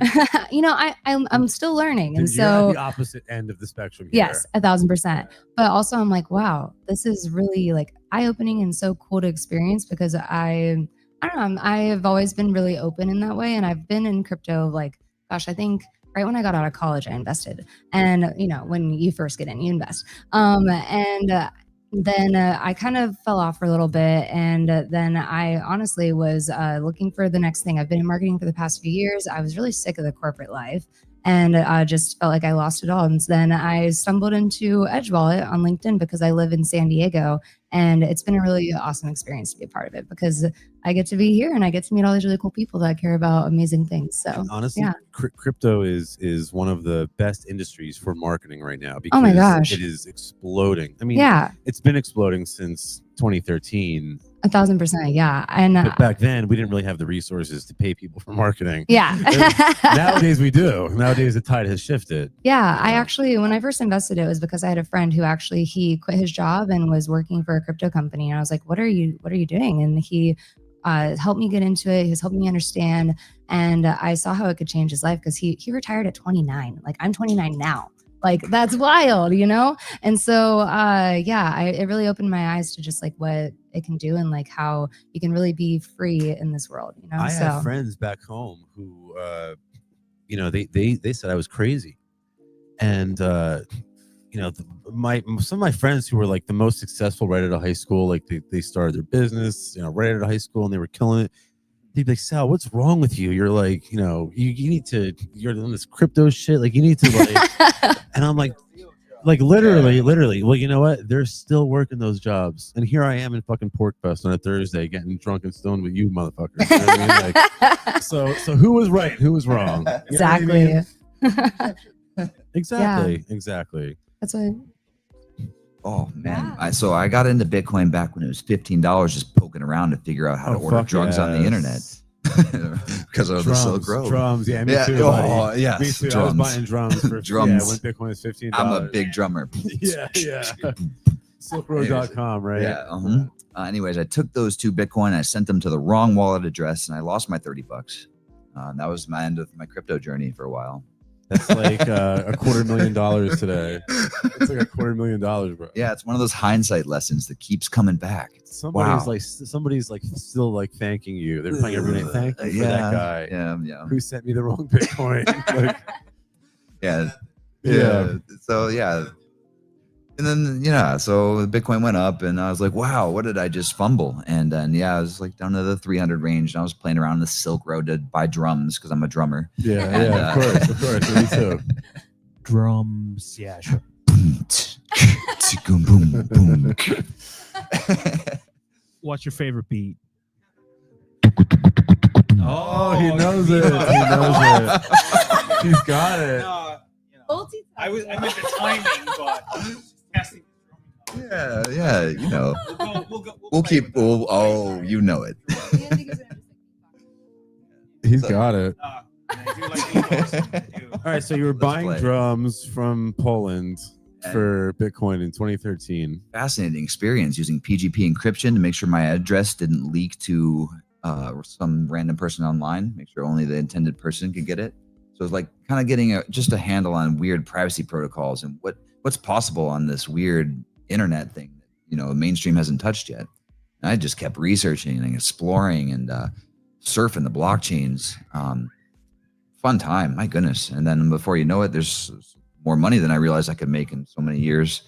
So I sampled retirement for a little bit, and then I was just going to meetups in San Diego and hanging out at Edge office whenever they would invite me there to hang out as a community member. Oh, hell yes. And so I had a lot of FaceTime in there, and then they're like, "You work for support?" I was like, "I guess so." I'm already answering the phones anyway. Yeah, Might as no, well. it's been fun. It doesn't feel like a job. I go to work and I Oh, hell enjoy yes. a lot of it.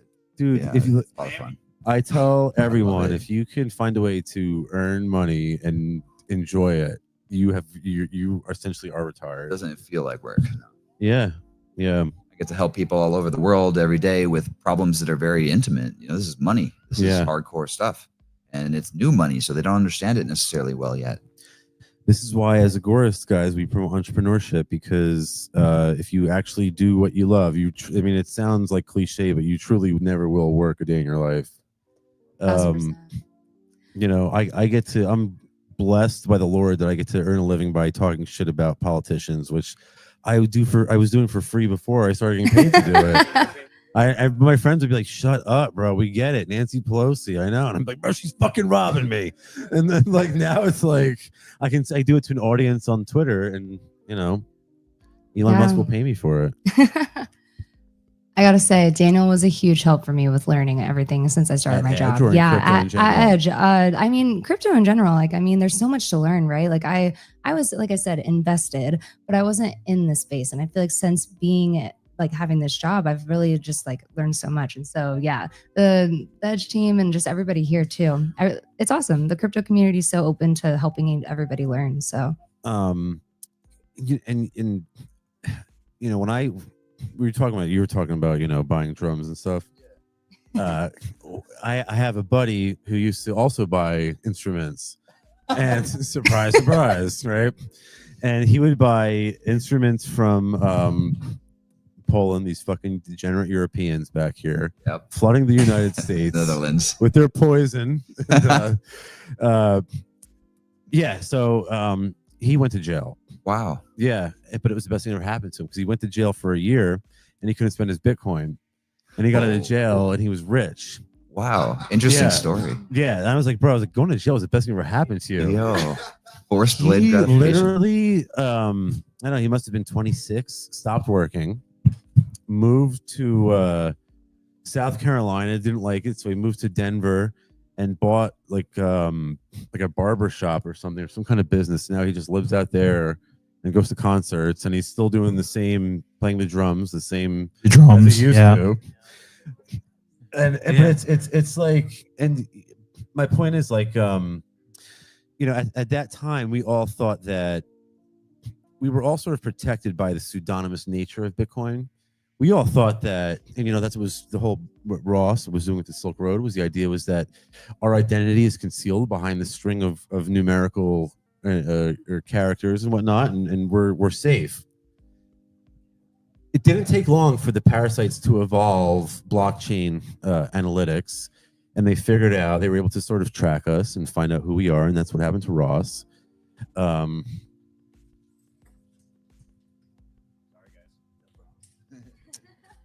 And This is honestly, side note, this is like the smoothest stream we've ever had. Like minimal problems. So we're also not that's paying nothing. attention. Yeah, you know. So this guy, we gotta send this guy some Zano. yeah, we got you, bro. Yeah. He's running the stream.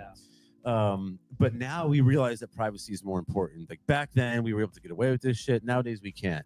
And Edge sort of appreciates, like, they actually support our mission in like promoting that privacy, and that is what I sort of You need the platform. Like But it's not just about the coin. Like you need a way to use it. You know. It's also their dedication is unique in the mobile wallet ecosystem. So I appreciate that about you guys. Yeah, thank you. All right, before we kick you off, any closing statements about anything crypto, Edge in general? you know, I guess if I had to say one last thing, I just made the new catchphrase for Edge. So I think I like it. Privacy isn't optional. It's your edge. Oh, I thought you'd like it. Thank you. You're here to hear first. Thank you. So yeah, no, thank you so much for having us. Honestly, it's been awesome getting to chat with you guys and connect. And first time I met Sal in person was yesterday, so it's really awesome. Yeah. So thanks for hanging out. Yeah, it's likewise pleasure. You know, I was introduced to agorism through you, so I'm nice, absolutely. Yeah, it's a whole cultural difference, and I feel like it's empowering to be here. It's like I'm cool to be a +1 in this community. Yeah, like you're actually like here at PorkFest, you live anarchy. You don't just talk about it, you live freedom together. Like out there, you talk about freedom. You get here, you get to sample actually it, fucking taste it. Bingo, bro. Yeah, so that's thank why you I love for everything. PorkFest. If you have the chance to come to PorkFest, come here. Agreed. 1000%. All right, so next up, I want to bring on the homeboy from Pirate Chain, which y'all also support. Let him finish his hit. Is that your dog? That's your dog is the mascot? Okay, all right, okay. It's just a dog. Yeah. Someone's dog. Dogs just wandered on. All right, it's thank fine. you guys. Thank you guys. One of these. All right. All right, listen, I broke the seal, so I have to pee again. All right.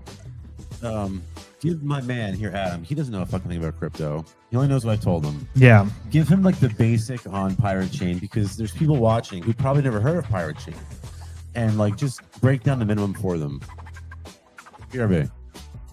Awesome. I just want to point out I was sober at 8:30 when I was scheduled. Hey, we were all sober at some point tonight. We're past that now. So. Awesome. Well, I'm stoked to be on here. I've been following Sal for years, Yeah. so this is great. Yeah, I mean, we met randomly like a year ago, and Oh, really? It's only a little over a year. Nice.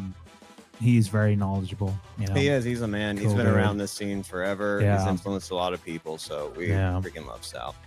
But yeah, let's talk about you. Okay, let yeah. let our audience yeah, know I'm, who you are and what are you about. Yeah, I'm Daniel. I'm from Pirate Chain. I don't really put my last name out there on the internet. I mean, if you Smart, work hard smart. enough, you can probably dig it up. But I'm Daniel from Pirate Chain. My role is first mate, which I'm just the guy that they send out to events like this to talk about stuff. There's some really smart developers and a lot of people that work really hard behind the scenes, and I'm the guy who comes out here and takes all the credit for it. So it's I got the best job ever at Pirate Chain. I mean, it's a volunteer role. None of us are paid. We're all volunteers at Pirate Chain, or at least on our team, you know. So in Pirate Chain, we are a privacy coin. We're similar to Monero or something like that, but there are a few very distinct differences. You know, Monero and most privacy coins, they use obfuscation, or at least for the time being. Monero's moving to some new stuff, but they use obfuscation to gain privacy. They take your real transaction and they mix it up with decoy transactions on the blockchain, and it does give you a very high level of privacy that way. But unfortunately, it still leaves some data on the blockchain. With Pirate Chain, we use something called zero knowledge proofs, which is a way to prove something is true without revealing any information about it. So we don't have to have any information broadcast on the blockchain, no sender, receiver, or amounts, or anything really. So it is a very there's costs and benefits to everything with Monero and Pirate Chain. You know, we don't reveal anything on the blockchain, but we use what's called a zero knowledge proof that's called ZK snarks. It is rather heavy, you know, compared to it takes a lot of computing power compared to like Monero or something else. So I'm a big fan of Monero. I come from the Monero community. But example I like to use to help people understand zero knowledge proofs. We have an example. We use the Where's Waldo books. If you ever use Where's Waldo book. Oh yeah. Yeah. So imagine I have a Where's Waldo book and I take a piece of paper and cut a small hole in it and I put the hole right over Waldo's head and then show it to you. I can prove that I know where Waldo is without revealing to you where Waldo actually is. So I'm able to, in the case of blockchains, I'm able to prove to you that the funds I'm sending you are real funds. It's not like fake inflated coins or something like that, and that it's a valid transaction on the blockchain without revealing my amounts, the other wallets I've interacted with, or my address or anything like that. So I think it's a very elegant solution for privacy. And I'm happy to see like other blockchains, Monero is moving to a type of zero knowledge, a different type of zero knowledge proof, but they're moving to something similar with their full chain membership proofs upgrade. So I'm pretty excited about it. So yeah, and we another distinct difference we have from Monero and most coins in general is we have something that's called delayed proof of work, DPoW. So are you familiar with 51% attacks? I've heard a little about it today, Okay. but just explain to me and for our viewers as well. A 51% attack is where adversary or someone with ill intent, they are able to control 51% of the mining power, so 51% of the network. If you have that much control over it, you can basically do what you want. Right. You can print coins, you can destroy coins, like you have control over the network at that point. It would be like, if you bought more shares than everyone of a company, you've more control of that company. That is a Yeah. very good example. Yeah. So, and this is very dangerous to blockchains, especially in the early days when they're first starting out and their hash power isn't very high. Less people mining it, the lower the hash power, the easier it is to do a 51% A little more attack. vulnerable. Yeah. Yeah. So we use what's called delayed proof of work. And this means that our blockchain is broadcast not only to our own blockchain, but is broadcast to another chain called the Komodo blockchain, and then to Litecoin's blockchain also. So theoretically, to do a 51% attack on Pirate Chain, you would need 51% of Pirate Chain's hash power, 51% of Komodo's hash power, and 51% of Litecoin's hash power, which Litecoin obviously is one of the biggest coins and has like a ton of hash power, so it makes it very difficult. Right. So I'd say those are the two distinct technological differences between Pirate Chain and most other privacy coins. And that kind of attack just doesn't make sense financially. I mean, Yes. if you're like someone who, just for example, like if it's two companies competing, if it costs you more money, like if it basically bankrupts you to destroy the other company, like what would be the point? Like you're just hurting yourself. So it is a really cool technology. Yeah. And it actually is something that other chains can implement. It's not something that's like there's a project called Komodo, and they're the ones who built it. We're a completely independent chain. We don't need Komodo or Litecoin to operate. We could just stop using it, but then we wouldn't have the 51% attack protection that we do. So it's something other blockchains could implement if they want to look at. So it's called delayed proof of work. If anybody's interested in there, you know, go and Google it. It is very interesting. Does give you some more protection over 51% attacks. Pirate Chain's been around for a while. Yeah, 2018. 2018. Yeah. Okay. I remember the North American Bitcoin conference in Miami, conversing with the Pirate Chain team back in the day. It seems like has the project lost steam over the years?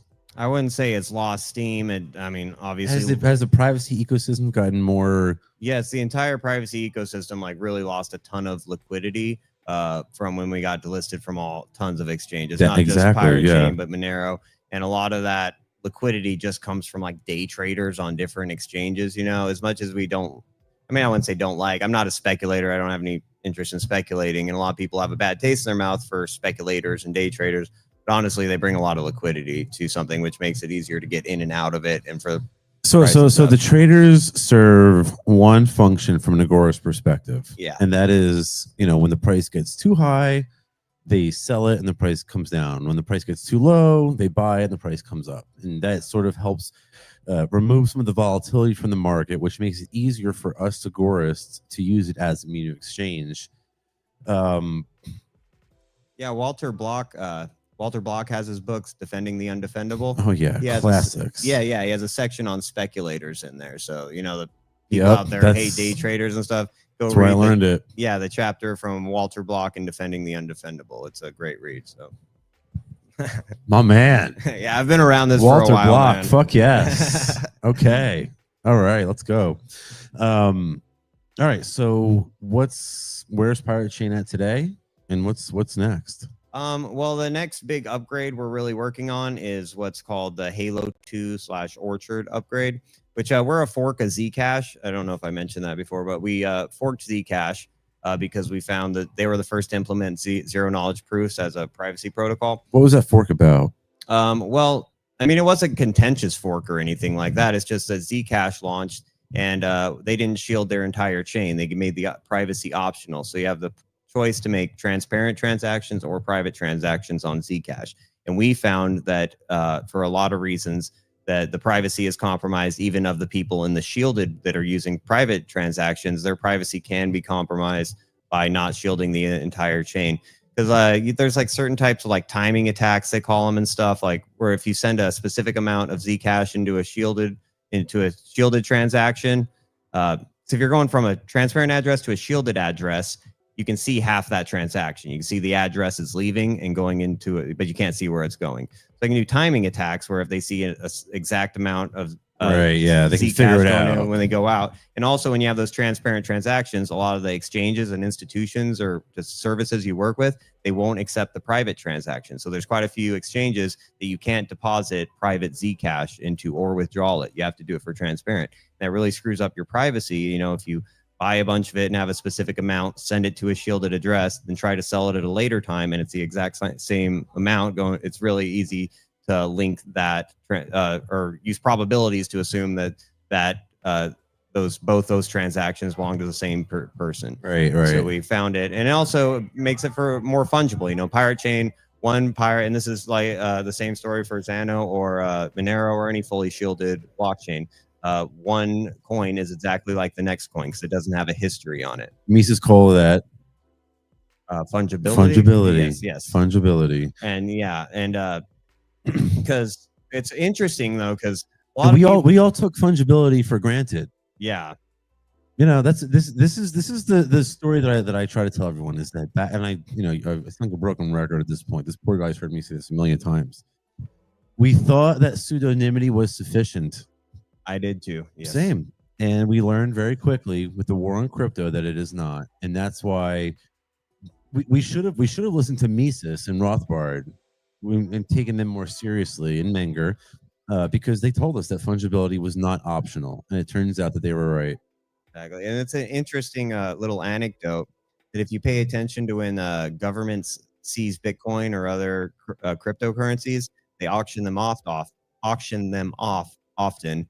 And if you notice, those auctions always sell at a premium over the spot price at the time. And the reason they sell at a premium is because they have the government stamp of approval on them. Like you bought them from the government, so the government can't seize them from you or something in the future. Isn't that crazy? What a scam. Yeah, what a fucking scam. Exactly. So that's why we find that, privacy equals fungibility. I think they're kind of the same That's why thing I was with on a crypto. panel with Lynn Ulbricht earlier, and they're talking about the Bitcoin Sovereign Reserve Fund. I'm like, it's not a sovereign reserve fund. It's the money that they stole from this poor woman's son. Yeah. I'm like, how could you say? Like, imagine. I know. That's what I mean. Imagine if they said to Ross, "You're right. We're sorry. We were wrong. You're right. We never should have put you in jail. But we're gonna keep all of your cryptocurrency, and we're gonna call it a sovereign reserve fund." Yeah, it's really a slap in the face. I'm gonna call it the Free Ross Reserve Fund from now on. Like, don't even get me started. It is. It's outrageous. It's outrageous. It's crazy. Like the pirate hat. All right, where's yours? I gave it to you I for know. a specific reason. I know. You forgot it. I will have it. I will wear it on. He gave me a pirate hat last night, and I actually left it back at the Airbnb. But I will be wearing it on stream. I forgive you. We're having fun tonight. We have a bunch of pirate chain stickers and whatnot. We're building out the new studio. Yeah. And we're gonna have some pirate chain stuff in there. So that's gonna be awesome. I've been hearing you guys talk about it. So yeah. One thing I wanted to I'd love to talk, pirate technicals and stuff like that. I don't know, the loose mood I'm in tonight. I really kind of just want to hammer home like finding unity amongst like the privates, the peer-to-peer cash people in crypto, Okay, I'm with you. Yeah. You, me, we're all together, but there's a band of maximalists. Yeah. And we're broadcasting live at Monero Con right now. Yeah. And Monerotopia is broadcasting, so we love all of those people. We love Monero. Yeah. There is a very small subset yeah. of that community who are a little bit hostile towards other actors in the privacy community. Yeah, I get it. Have you found that in Pirate Chain? Because I think in Xano, that's definitely been the case. Oh yeah, we get a ton of hostility. I mean, it's mostly online because we sponsored Monerotopia. I went down there. I got along with everybody, and also with like developer. Yeah. Like I talked to Luke Parker and stuff like that. Arctic Miner, he's a big, really big developer in Monero. Me and him are like friends at this point. Like I get along great with him. He gives us tips and says what he thinks Pirate Chain should do. So it seems like the important, and like the Xano guys, like I consider the Xano guys, but they're my boys at this point, Right, yeah. We did several events together. We get along great. We're all just fighting for privacy and freedom. I really find like the higher level, like the more important people in these projects, like we all get along, right? Right. Or at least they're putting on a face to me. We all have fun together. Do you know who's sowing division in these communities? It's feds. Yeah. I mean, he's just like, it's the feds. He's like, it's the feds. Like, obviously. We need to add like a fist bump counter because like he just keeps nailing it here, Yeah, dude.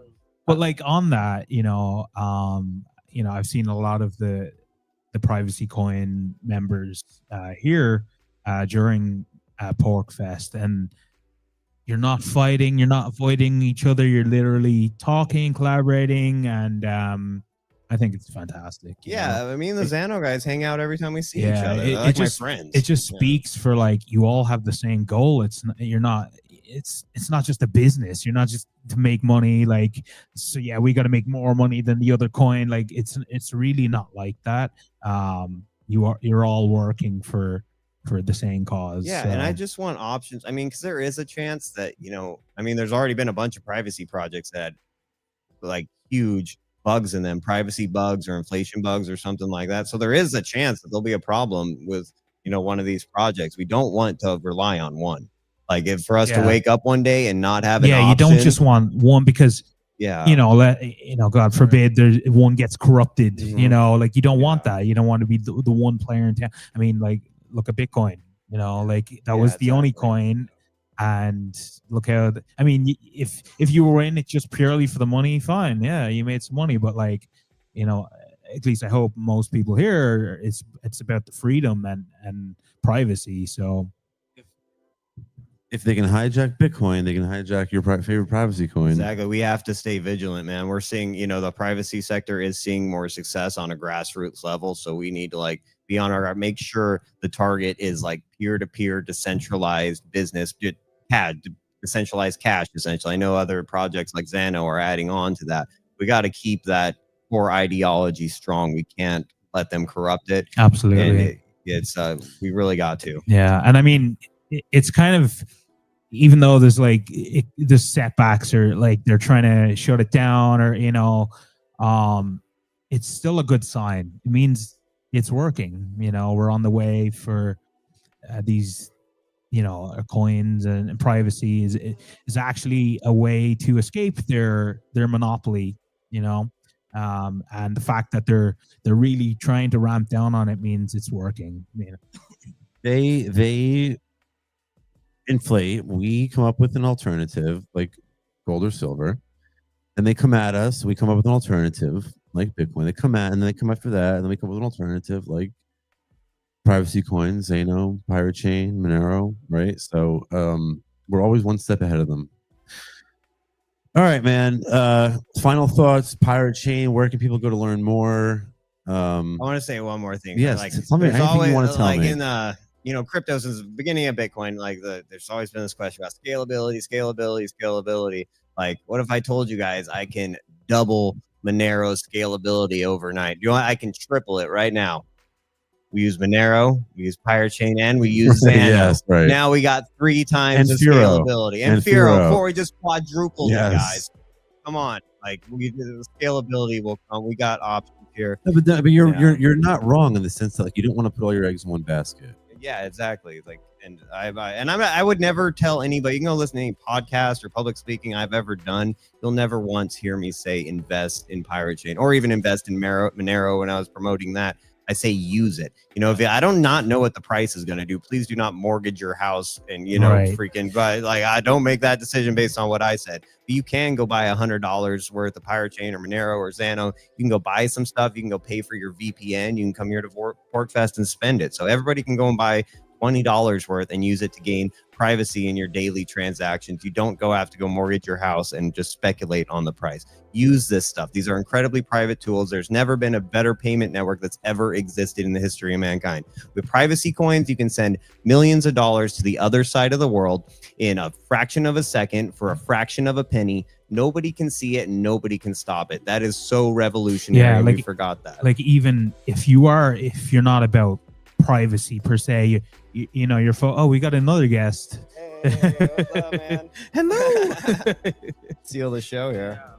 But even if you are more interested in the financials of it, like let's say you're trading stocks, I mean, you would diversify. You don't want to have all your eggs in one basket. So it just makes sense that we need all these coins, and they're not competition. You're all in it for the same reason.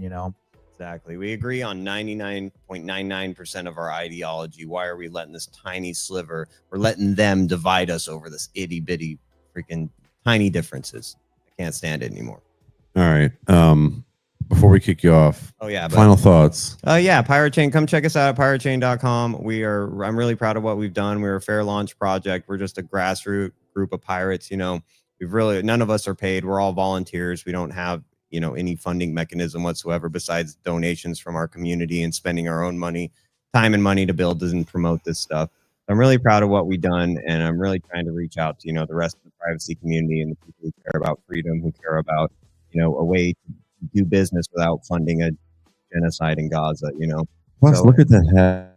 And look at this hat. Yeah, Fucking look at fire. this. Come on. Yeah, where you can find us at piratechain.com. Come, all the information you need there. Come join our Discord, Telegram, whatever. Let's hang out. Let's talk.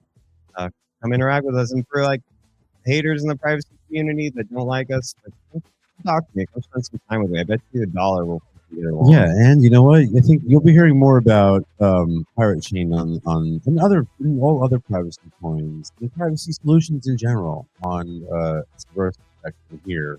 Again, this is a special episode. We're doing this here we're live from Portfest, and we're broadcasting live at MoneroCon right now from Monerotopia. So it's the only reason why we're even doing a special episode. Normally, we wouldn't be here on a Friday night. Yeah. Appreciate you. Awesome. Thank you so much. I'm a huge fan, guys. So Yeah, I'm so stoked to be absolutely. here. Thanks for having me on. All right. The last thing I want to talk about here is let's throw it back. You get off the stage, bro. Get out of here. Get out of here. Let's kick it way back to the gold and silver days. Come on up here, my man. We have Peter Schiff himself. No, I'm just kidding.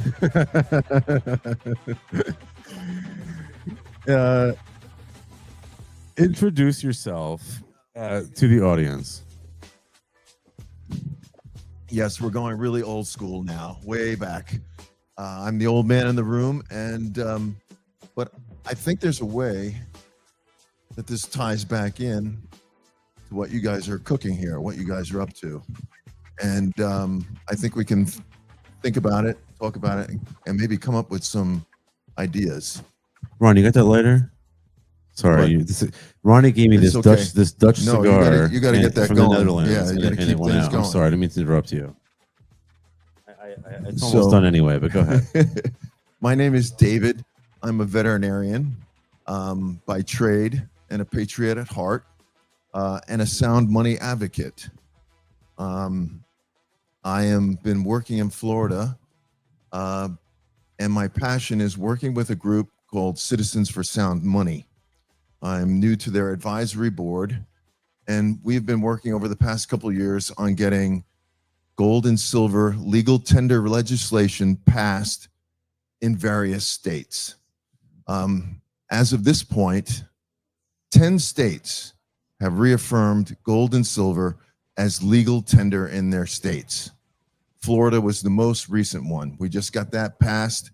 Actually, our legislation I passed, saw that. I did see that. it passed the House unanimously, in the Senate unanimously, and Governor DeSantis signed it enthusiastically. So what does that mean? We can pay our taxes in gold and silver?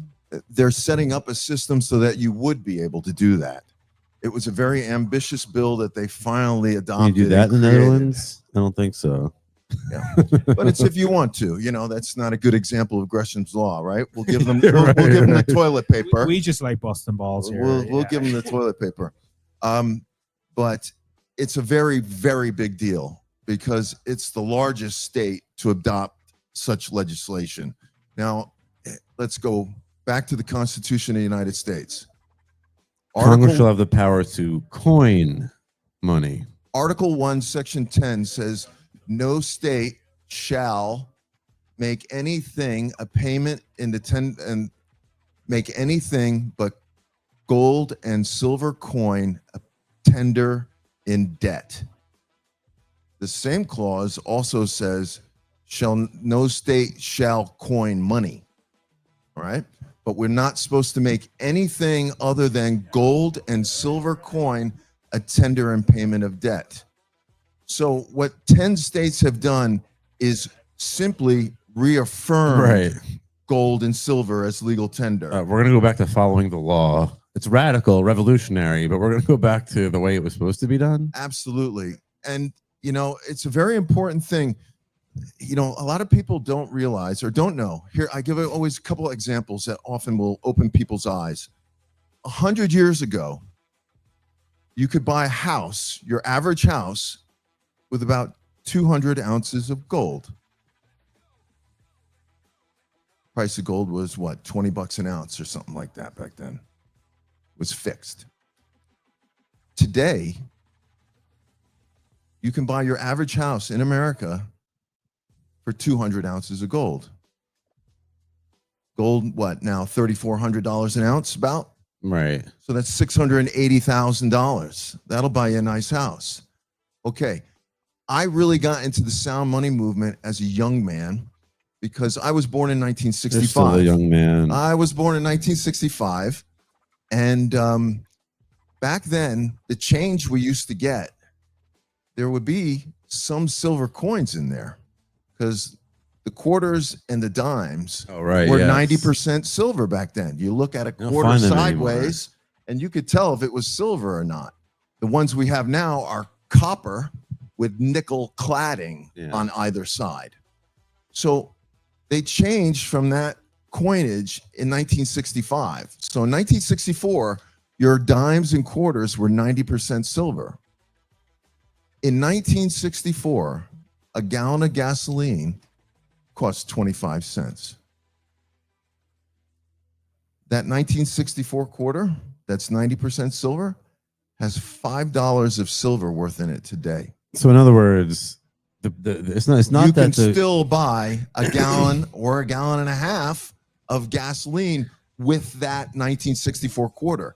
It's held its purchasing the price power. of goods and services when priced in precious metals has remained stable, but the price of goods and services when priced in dollars has gone up and up and up, and it's really the inverse because the price of the dollar has gone down. It isn't that the cost of goods and services has gone up. It's just what the dollar will buy you has gone down, and that's why he's saying gold and silver have remained The Creature stable. from Jekyll Island. Great right? book. The Federal Reserve. The Federal Reserve Act, The banking 1913, cartel, the enemy, went into effect in 1913 when they created the Federal Reserve, which, as most of which Read the neither book. federal nor has any reserves. They just print money up out of thin air and lend it to our Congress to spend irresponsibly. And this that's was all gotten us- done vis-a-vis a coup d'etat in 1912 when you read the full story in my book, The American Experiments, where they actually rigged the election of 1912. The bankers did so that a candidate who was favorable to the Federal Reserve would win. It's actually one of the most disgusting stories in American history that people don't know about. And they passed, well, the leading bankers of the time met in secret on the Jekyll Island off the coast of Georgia in about, I think it was 1911. And in 1912, they said, oh, well, what can we do? How can we expand our power? Well, if we could control the creation of the nation's currency and control the money supply of the United States of America, that would be a really good thing. And so they said, okay, how do we do it? Well, they drew up the legislation, and then all they had to do was buy off enough senators to get it passed.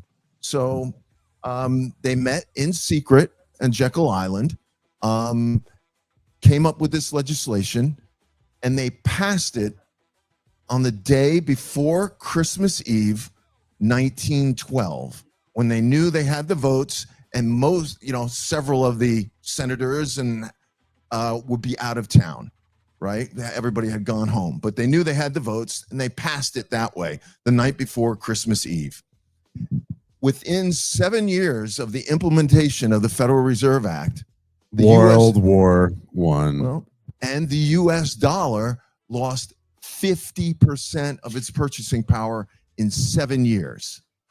50% of your money was And we gone. had the Spanish flu, so we had war, pestilence, and poverty all within like 7 years of the Federal Reserve being created. As you brought up multiple times, your highest disgust with the U.S. dollar is that it funds perpetual death and destruction, perpetual war. And it absolutely is true. It's disgusting. Paper money is evil. It leads to all this death and destruction all over the planet. It's absolutely disgusting. And I'm ashamed that my country has done this.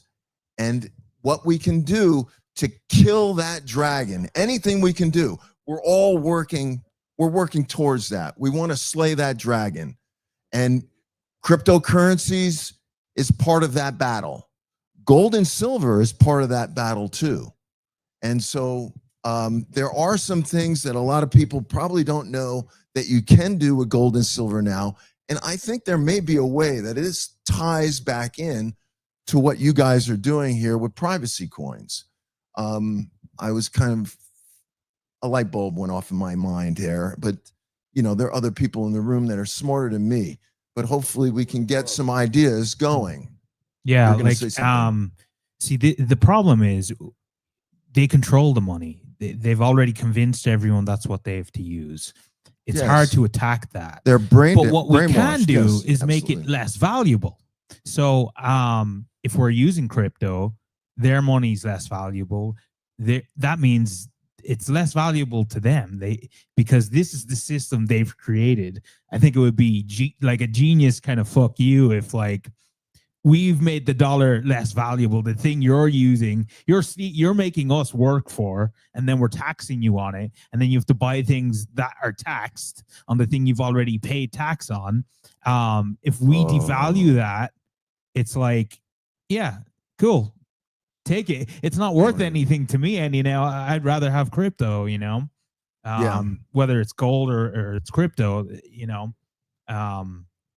That is a good way to like kind of get back at them. Taking back control. I don't know what the fuck you just said, bro. What are you talking about? We're trying to devalue the dollar, the money. How? By using crypto. If no one's using the dollar, it's not going to be worth as much. So the Giving fucking people alternatives. the government. Choice. Yeah.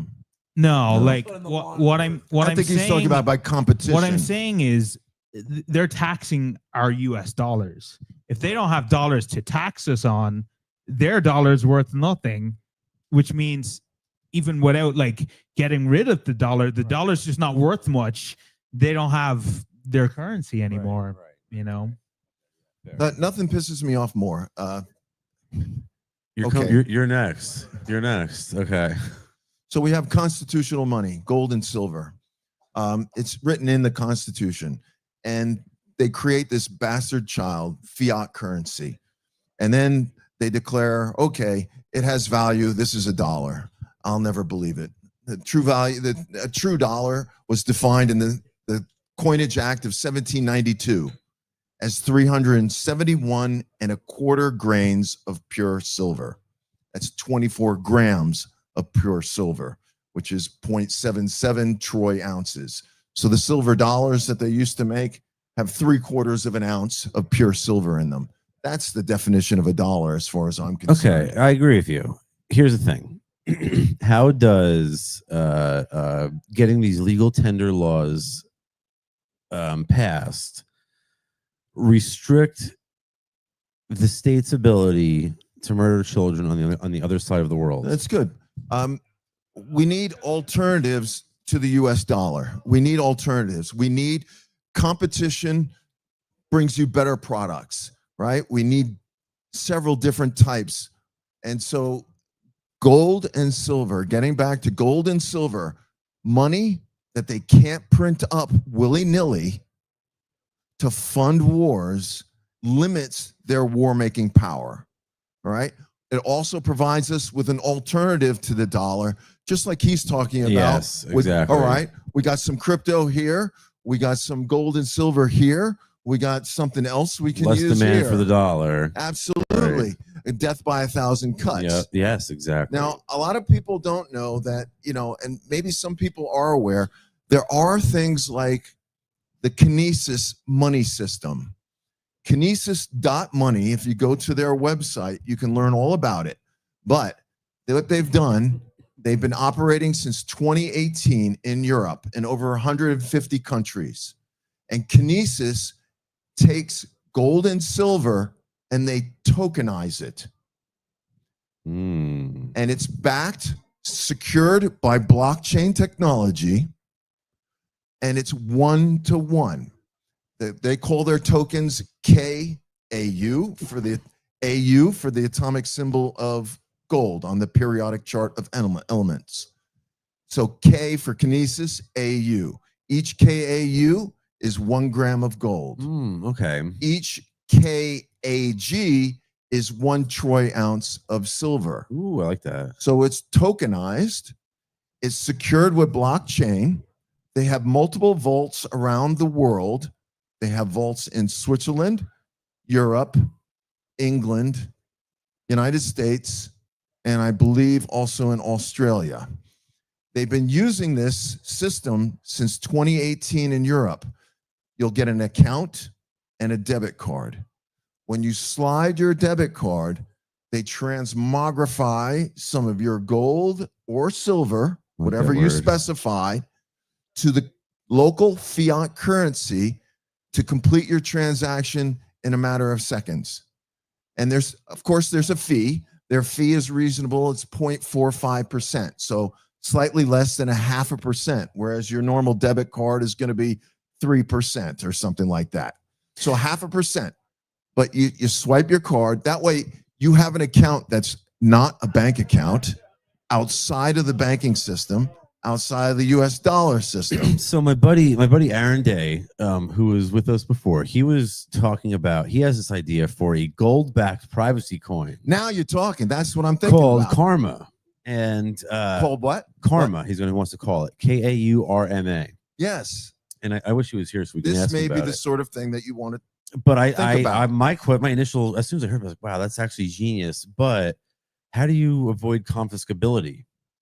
That's the only concern when you deal with gold and silver is confiscability. Yeah, Because state's already done it's it. a problem. Yeah. But they're clever people out there. They're clever people out there. And they're clever people in this room and at this festival. And not us. Well, Not I'm us. maybe not that clever either, but that's not my area of expertise, learning how you would hide precious metals from being confiscated. But there are ways, almost anything is possible. Okay, fair enough. All right. So we need to be thinking about these things. This is how new technologies come about. People have dialogues. We come up with ideas. We sit around the campfire. Hell yeah, I right? agree. I agree. And I think old school gold and silver comes to me new school cryptocurrencies, and I'm very interested in what I'm hearing about privacy coins, because my ultimate fear absolutely is a CBDC. Yeah. That will be the end of freedom as we know it. Well, and that's why I love gold and silver, because they really protect our liberty. Right. Well, we were talking about before with Aaron Day about how they have this Genius Act and the Stable Act, and how these are backdoors to CBDCs. Yes. And how what we've done in Zano is we have created the Freedom Dollar, which is the ticker symbol is FUSD. And maybe something FUSD. like that, if you could back that. Yeah, the first private decentralized or stablecoin silver built on somehow. a private blockchain. If you want to avoid a surveillance stablecoin, it's the only game in town. So, Freedom Dollars. All right. Before we kick you out of here, give us some final thoughts and where people can, follow you and stuff like that. Citizens for Sound Money. We're working on various states. The legislation was passed in Florida, but they have to put into place some rules as far as implementation of it, some rules and things. And so they'll be re-voting on it again early next year. And so we're working on tweaking that legislation to make it a little better, because the Senate and the Senate staff did put some things in there that we did not want. So we're going to work on trying to have some of those things perfected. Our legislation was also picked up. The Florida legislation was picked up by Texas. So they're working with the same legislation, trying to pass the same bundle in Texas. Nice. But our organization, and we're also working to get it happen here in New Hampshire. But in New Hampshire, there's a fellow by the name of John Hunt, who I believe is in the New Hampshire House of Representatives, and he's been holding up the legislation here. But our organization— Fuck you, John Hunt. Yes, absolutely. And our organization is Citizens 4 Sound Money, citizensforsoundmoney.org. So you can come see us there. And if you want to learn about the Kinesis monetary system, go to kinesis.money. That's a great place to go. Because you guys were talking about investments before. A lot of people don't realize we're in a capital rotation event. The stock market is way overvalued, and it's about to come down, right? Everybody's going to be moving. This has happened before where people move from the stock market and they move into commodities. Gold and silver are going to outperform. From the beginning of this year to now, what's outperforming Bitcoin? Gold, yeah. Gold is. Yeah. And silver is about to outperform gold. Right, I know. It just broke out above $35. Silver's got a lot of upside potential to it. Yeah, it's made a about a 45-year cup and handle on the, if you're a technical chartist, very, very, very bullish pattern, and it's a huge one. And so I've been waiting for a long time for this to happen. I've been following this for over 20 years. And as an agorist, I love small it's gonna denominational silver because it's great for small transactions. Absolutely. Medium exchange. It's great in a shit it's a fan situation. I just love small denom silver. Yeah, I mean, I don't know a huge amount about it, but like it just makes sense. A lot of people would probably trust a physical thing rather than like crypto. Absolutely. Like people, not everyone understands crypto or how it works. Intrinsic value. You know? The value is there in your hand. Right. You have it. It's not like, I mean, if you the government can't reach in and just take it from your bank account, like taxes or whatever. If you owe the government something, they can't just take it out. At least you have it physically. You can feel a bit more secure with it. So I guess that's where the appeal of using a physical item. Absolutely. And it doesn't all, and it has to move. It has to move to participate in a vibrant economy. We can't just sit on our gold and silver under our mattresses. That's why tokenizing it brings it to the modern world where we can do transactions internationally across state lines and things like Amazon, shit like that. Yeah. Yep. And so it just, the legislation in Florida that was passed allows for that. It allows for electronic transfer of ownership of said constitutionally legal tender gold and silver. All right. We're not creating a new currency, but we're just transferring ownership of it electronically. Oh, yeah. Cool, man. It's amazing. Appreciate It's a your very, time. very exciting time because we got 10 states that have done it, and there are going to be others that are that are going to follow. So it's a really anything big deal. to get people off, wean people off of the fiat teat of the parasite.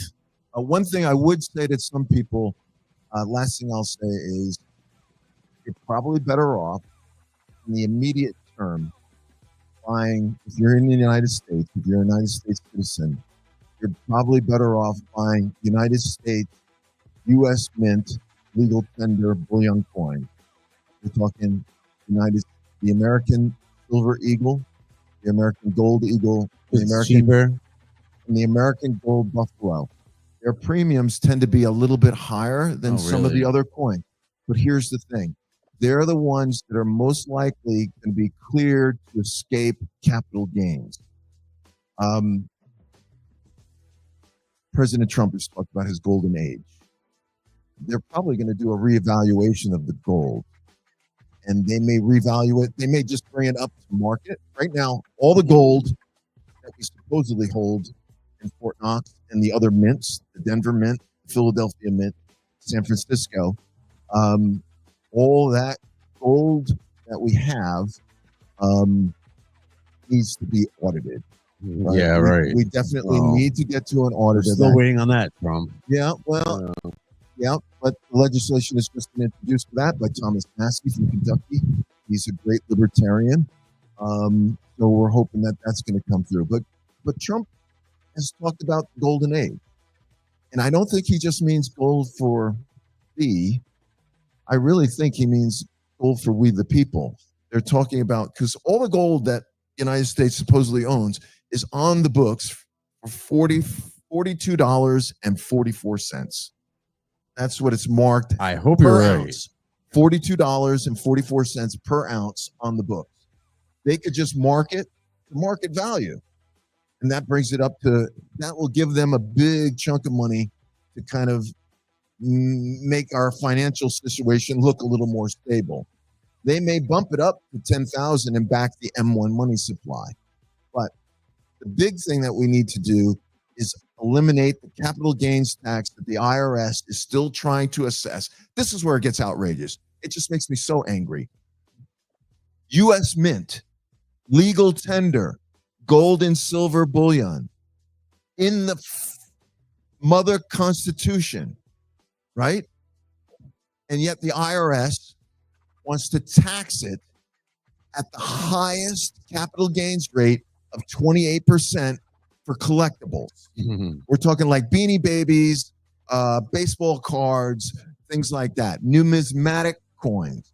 We're talking gold and silver that's bullion. It's legal tender coming out of the U.S. Mint, and then the other side of their face, they say, oh, we're going to hit you with the highest capital That's a gains tax on your collectible. money. The only reason the gold and silver goes up is because they keep printing up the fiat dollars. It's Criminals. just outrageous. They're Yeah, criminals. it just makes the smoke come out of my ears, as you can see. I don't blame you. But yeah, look into that. Kinesis.money, Citizens for Sound Money. And thank you very much for your appreciate time. your time, bro. It.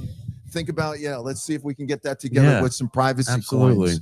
Thank you, man. I'd like to see a metals backed privacy Oh, yeah. coin. I think that might be a good idea. All right. Thank you very much for your time too. Take care, man. Should we try to get Doug another beer? Should we call it quits? I don't see Doug. I think he left Yeah, us. he may be I think he's drinking, gone. I wanted to yeah. get Doug in here to talk a little bit about Monero. He was just here and now he's MIA. Sorry. Everyone's it's drink o'clock, I think. Okay, Doug's Yeah. gone. We should go celebrate my birthday, I It's think. his fucking 63 years old. 63, going on 63. 73. Yeah. R.I.P. Guys, thanks for he's here. Uh-oh. All right. We got a few more minutes in us, guys. Do we have him here? Someone has to go on a beer run. Is it me or Yeah. you? No, we can wait. A few minutes and then we'll go. Are we not going? No, No, we're you right. can keep that shit away. Uh-oh.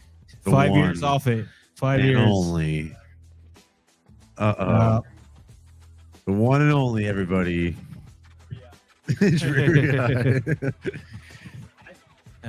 Me too. Driving. Yeah. No. No, you gotta scream. You gotta scream. Oh, that one works? We had another mic this whole time. Hello. Yeah.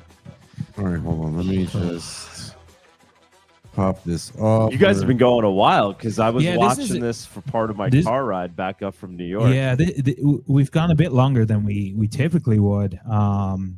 But we had so many guests we wanted to get on, so we thought we'd push it tonight. You know, we're at Pork Fest; it's got to be done. So How's it been? it's been a great This is your time. first This is my time, first right? time. Yeah, Yeah, yeah. like he's been talking about it for like 6 months, and yeah. And here you are. Here I Made it am. It's happen. fantastic. No regrets, right? No, zero. I believe maybe in the morning after after yeah, I've drank my morning after. yeah, but The walk of shame as you no, walk no, out of the the naked area of Pork stride of Fest and everybody pride, sees you. stride Like, of pride, yeah. I think Doug is the first guest we've had on the show twice.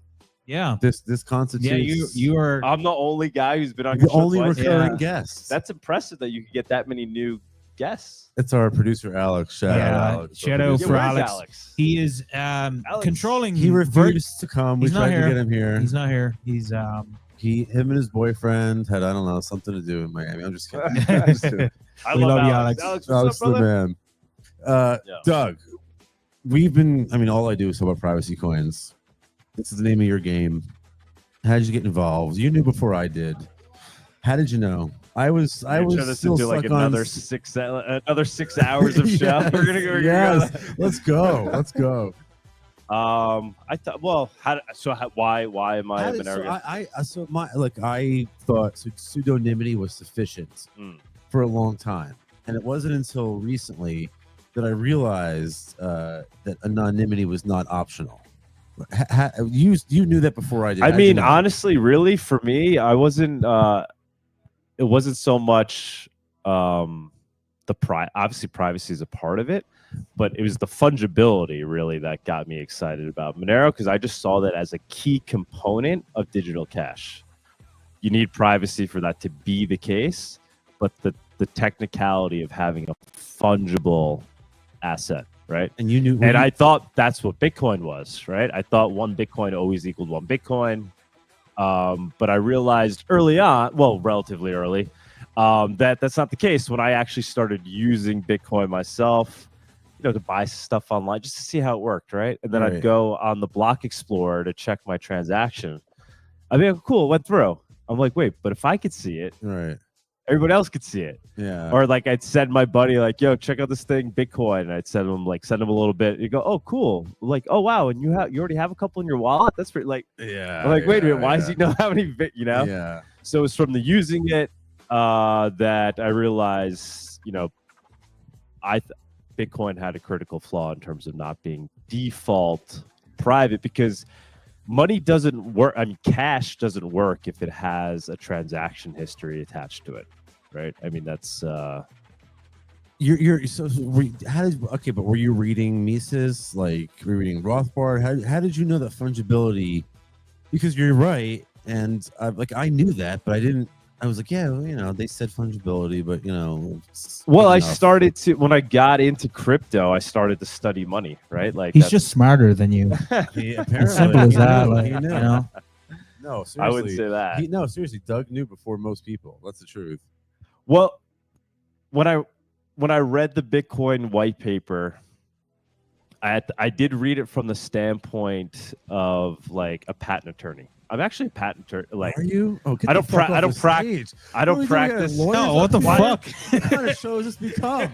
I've never really practiced, but I passed the patent bar back in the day. I'm also a New York attorney, and I'm an engineer. I'm a civil engineer as well.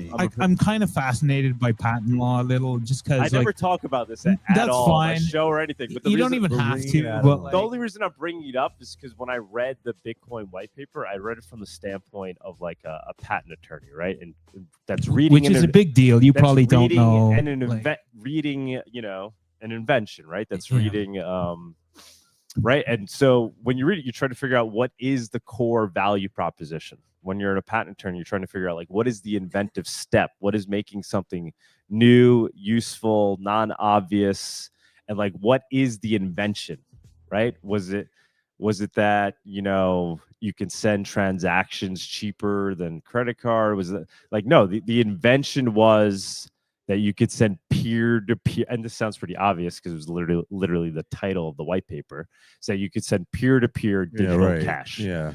So that, became my focus, and like that was the aha moment with me, was that somebody cracked that. That was the invention. They figured out how to send something digitally without doing a double spend and without it being running on some centralized server, right? So for me, so then it was always the hunt for the thing that actually fulfilled what the white paper had defined as the invention, what they had invented.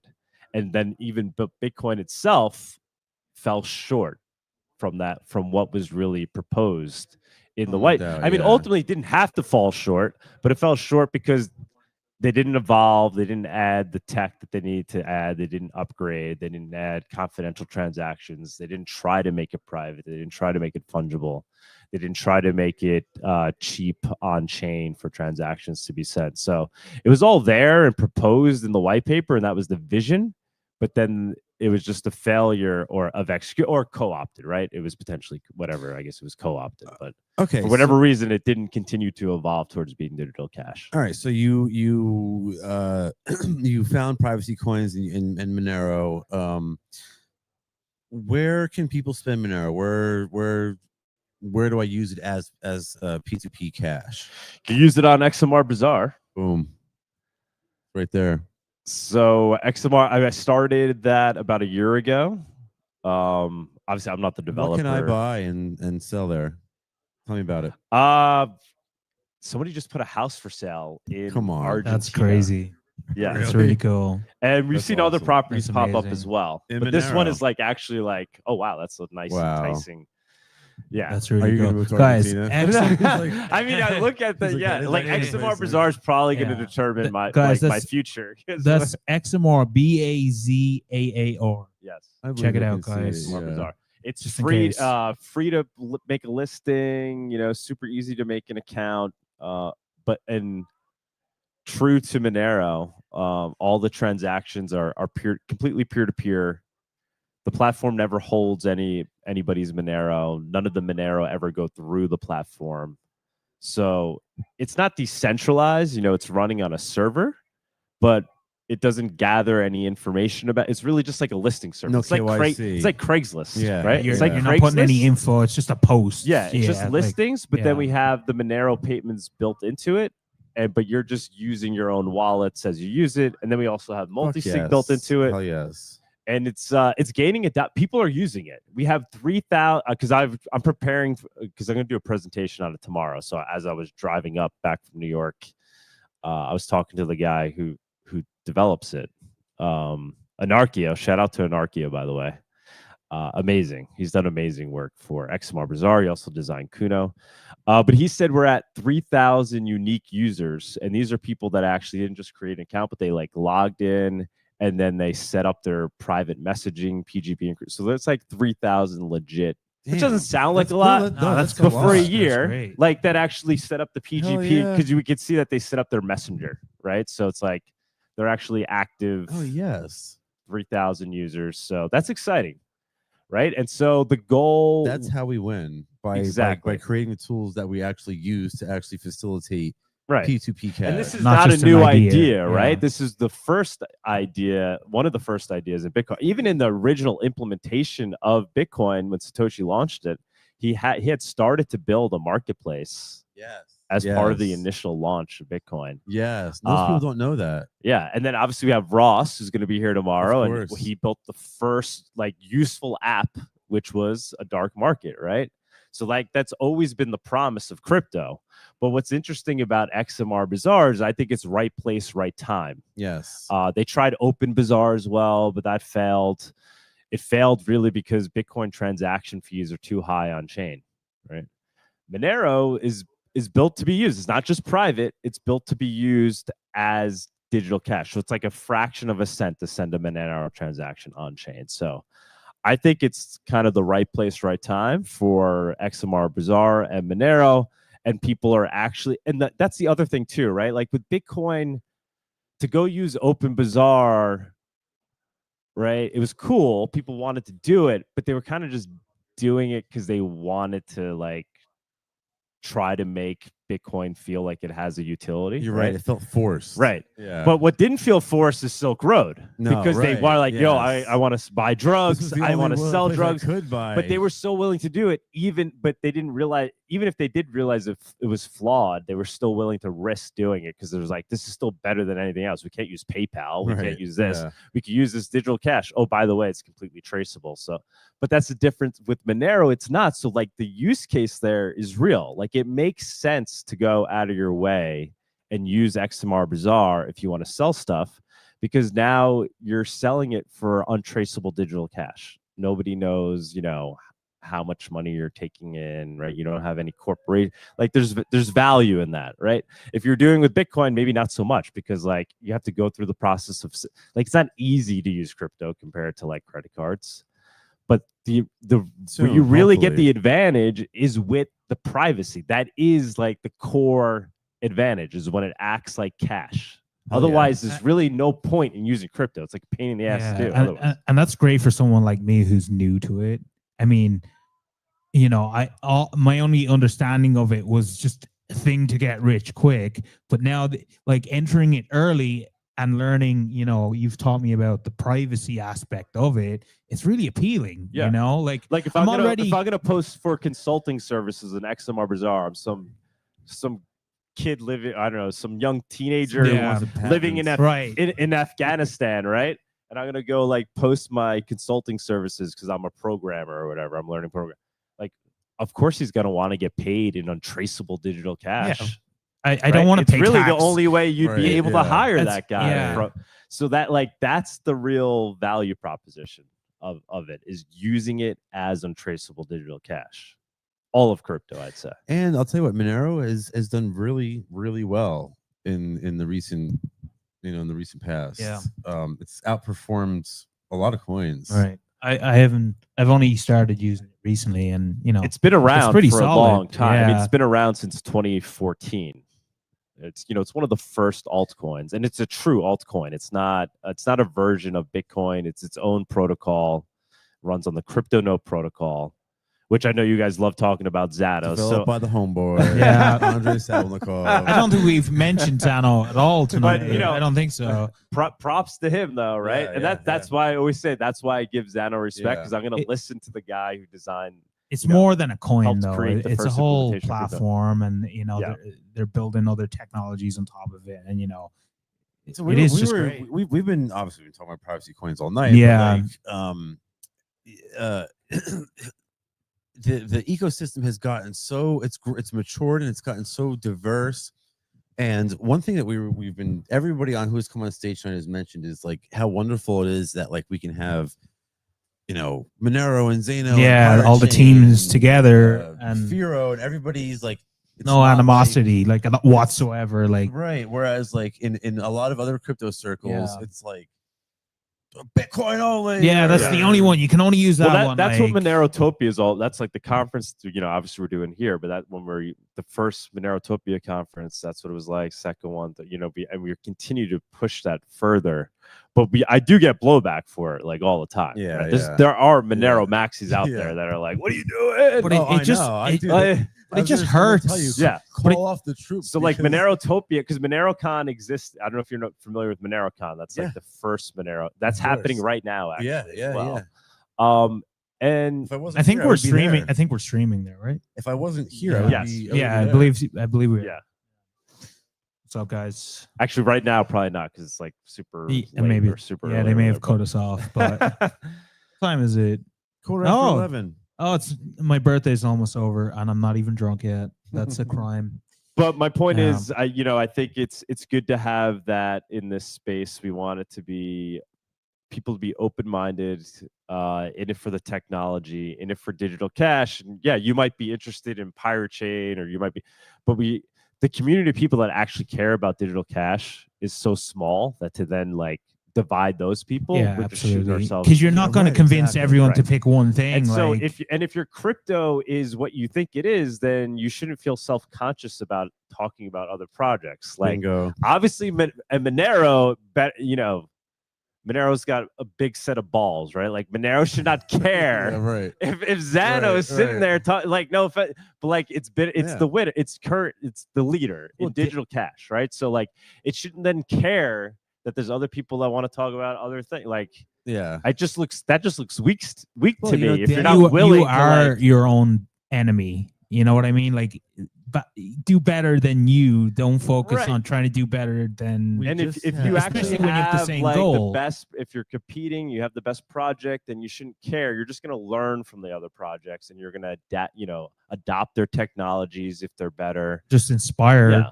the other But to guy cut to them do better. out, Like, yeah, there's without really no competition, benefit. you have no drive. Right. Competition's good. You know, Yeah. that's why we want Right. a free market. Like it motivates you to do better. You know. Right. We just had Daniel from Pirate Chain here, and one of the things that he said that I thought was poignant was like, you don't want to put all your eggs in one basket either. Like it's nice to have a multiplex of options. Because if one goes down, what do you do then? You know. Community, or whatever. Maybe well, one Yeah, I mean works that's better a and- smart. Obviously, that's it's always good to hedge, but I mean, I'll be my obviously I'm a Monero maxi to a degree. I'm a Well, Monero obviously, maximalist. You're like But I'm a- open to talking about all the other projects and open to learning about them.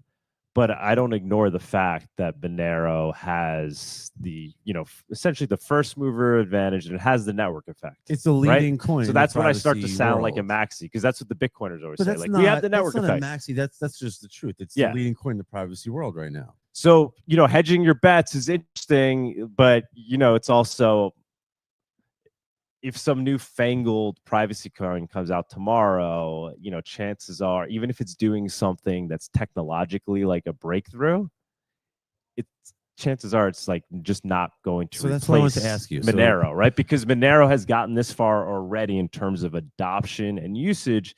while also continuing to evolve. Unlike Bitcoin, which really has stopped evolving, You're on a right. You're technology, right. like Monero hasn't stopped. It's like it's willing to constantly Full chain adapt. membership But proofs but most and- people buy Bitcoin for financial, not like privacy.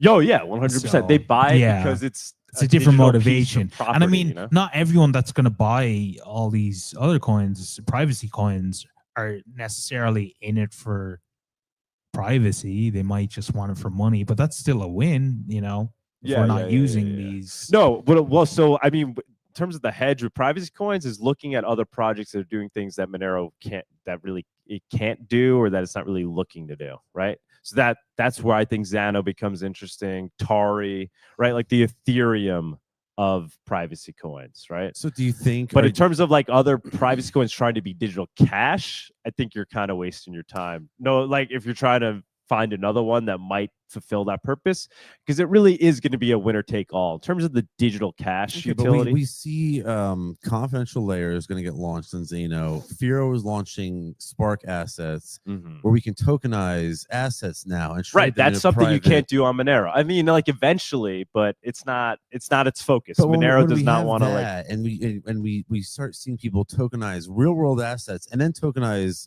pseudonymous chains. Do you think that's going to drive enough demand into not only Xano and Firo, but I think there's going to be more chains that offer these tokenization, this private tokenization. Is that going to draw market share away from Monero? I think it's just going to create a new ecosystem. I don't think it's going to like steal Monero's lunch, right? It's just like when Ethereum came, it didn't really steal from Bitcoin, right? Right, It's right. just fulfilling a different use case. Right. So I think they'll, and those use cases are like the smart contracts and all that stuff. Like, and that still has yet to be won by a privacy project. I think that's something where it's like the race is still on. In terms of digital cash, I feel like Monero is pretty much cemented as going to be the tool that people use for actual cash-like transactions. I don't know if you're taking questions over here. What's up, brother? Yeah.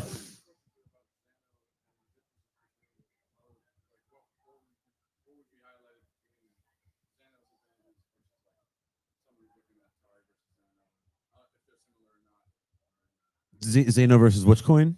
Tari. I'm not that familiar with Tari. Just like why we like Xano. So you see pretty the much. difference between Yeah. Xano Yeah, and no, Tari. but why would you? Basically what he's asking is why you would choose Xano over some of the other coins, and why we love Xano. They're like very different. Like they're built differently. Like Tari uses like Mimblewimble and all. It's like different technologies. But they are, in a way, like big picture zooming out, they're both trying to do similar things, and that they're both trying to kind of be the Ethereum of privacy coins. This is like a really, probably a lot of, if somebody's like hardcore into either of those projects, they're probably cringing as I'm saying that, but like big picture, that's really what they're trying to do, right? They want to be like the Ethereum. And then you also have other ones like DarkFi that's coming out. That's Yes, also like very excited aiming about for that that. same space. But yeah, you could, check out. I'm sure you've seen the show. We had Tari on a couple of weeks ago, so that's a good show to watch for people that want to like understand Tari. Oh, I'll have to watch that We had one. Fluffy Pony on and Naveen. Would love to get them to participate in Monerotopia Mexico, for Tari to come down, and then for Xano to be there as well, and like have go. them on stage, right? Like Let's go. on a panel, right? Just go. And then you're asking that question to the devs of Tari and Xano, right? And I can't that's awesome. Speak for the other team, but the Xano team are just awesome people. Except for Quentin. Except for fuck that guy. I'm just kidding. He's not my here, is he? favorite. He's not here, is he? I love Okay, them cool. all. Yeah, fuck him. No, but it's just a cool company, and they just have like a really good vision. The thing about Tari is obviously a little bit more easy to like by the Monero community. Like the transitions easier. Fluffy Pony was the lead dev of Monero for many years, and then he started Tari. So there's like a lot of people in Monero that like respect Fluffy, right? So there's that, and then also the fact that Tari is actually merge mined with Monero. That's a huge one. And that's been quite effective too, and like So you understand the concept of like merge mining. So basically, when anybody who's mining Monero could also, without any additional cost, mine Tari at the same time. So Monero community likes that because that's just going to make mining Monero more attractive, because now you'll get more rewards when you're trying to merge mine as well. So that's another reason why it's a little bit more All right, acceptable in the Monero community. Let's wrap things up here. We've been going for a while. Yeah, you guys have been going forever. This is our I'm longest just fresh stream- off longest an stream 8-hour to drive. date, So yeah. I was down to- We're almost at 20,000 viewers. Yeah. Make the case for Monero, and then any final points you have. Wrap it up for Where me. to follow you, all that good. I mean, stuff. I think I made the case I for think you Monero have. already, right? You have. It's, it's drive it home. The only other Just other drive it. aspect I'll add to it, please. And when I talk about like what is the value proposition, untraceable digital cash, but unstoppable untraceable digital cash. That's another key component, right? Like, is how we don't say that enough, actually. How Yeah. unstoppable is Tari? How unstoppable is Xano? How unstoppable is Firo? And what goes into that? It's like, what is the hash power of your network? How decentralized is it? How decentralized are the devs? What attack vectors are there? And Monero has like really interesting technologies outside of its privacy that makes it arguably like the most unstoppable. So it's resistant to being mined by ASICs. So it's only CPU mined. So that creates like a more egalitarian mining network where you don't just have these large monopolies that rise up where it's just like literally one company that's doing all the mining for Bitcoin. It has dynamic blocks, so there's never going to be a block size war, right? Which is an intentional attack. It has tail emission, which we don't need to get into. Yeah, I mean, that's a whole discussion on itself, but that arguably makes it more unstoppable because its security is known, right? We know that there's always going to be an incentive to mine Monero. And so that's just another thing to consider when you look at these projects. Don't just look at like the tech and there's some newfangled thing that came out like, oh, we're more private than Monero, or we're more private than Zika. You got to look at the holistic picture and figure out, is this thing unstoppable, untraceable digital cash? So to have all those features, and that, is it already being used? Is it being adopted? And you got to take all that stuff into account. And that's why I'm Monero first, because I think it kind of checks all those boxes. Fucking great, Doug Tuman, guys. Yeah, thank you, man. Where do we follow you, and where can I listen to your podcast?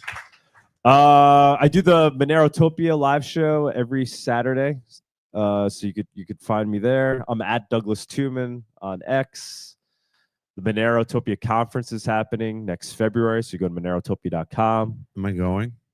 Yeah, come on. I'm inviting myself. Yeah, of course. Okay. Yeah, I just I already invited invited myself. you. I'm No, not yeah, coming. you've been invited already, of course. Let's go. Examar Bazaar. I'll shill that. And yeah, that's it. At Douglas Tuman on X. Appreciate you, bro. Yeah, You're the thank man. you, man. Thank you.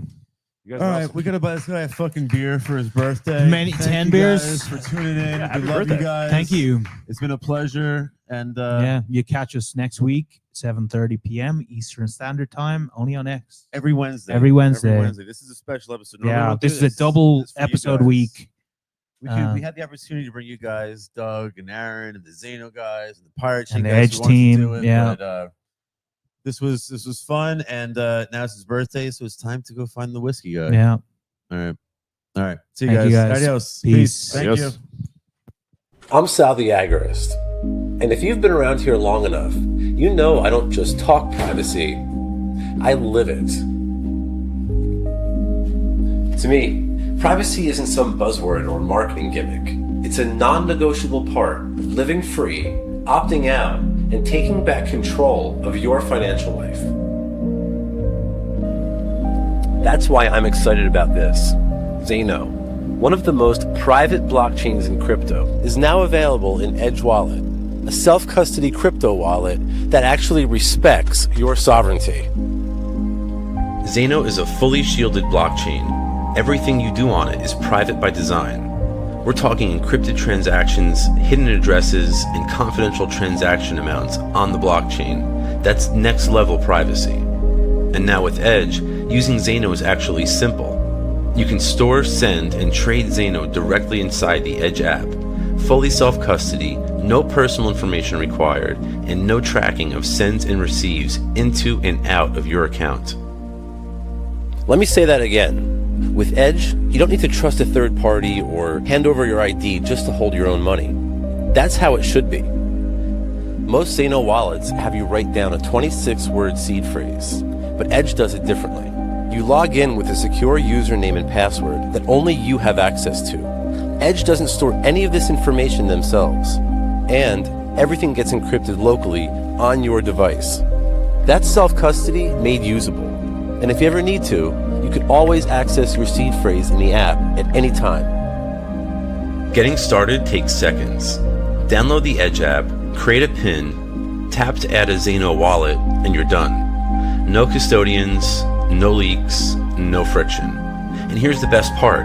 Edge automatically encrypts and backs up your wallet using secure peer-to-peer cloud servers. Your data is never exposed, and Edge can't access your info in any usable form. If something happens to your device, just reinstall the app, log in with your username and password, and everything's right where you left it. You can even enable one-touch two-factor authentication for extra security. And there's a built-in password recovery option, so you don't have to risk losing access forever. Edge also supports other privacy coins like Monero, Zcash, Firo, and R.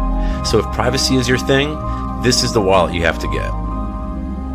If you're an agorist, a builder, a voluntarist, a freedom maxi, or just anyone who wants their financial life off the radar, this is the stack for you. Zano gives you confidential transactions. Edge gives you user-friendly, private self-custody. Together, this is the way that cryptocurrency was meant to work. Download Edge at dl.edge.app/sal and add Zano. And take back control of your money without compromise. Because privacy is no longer optional, it's your edge.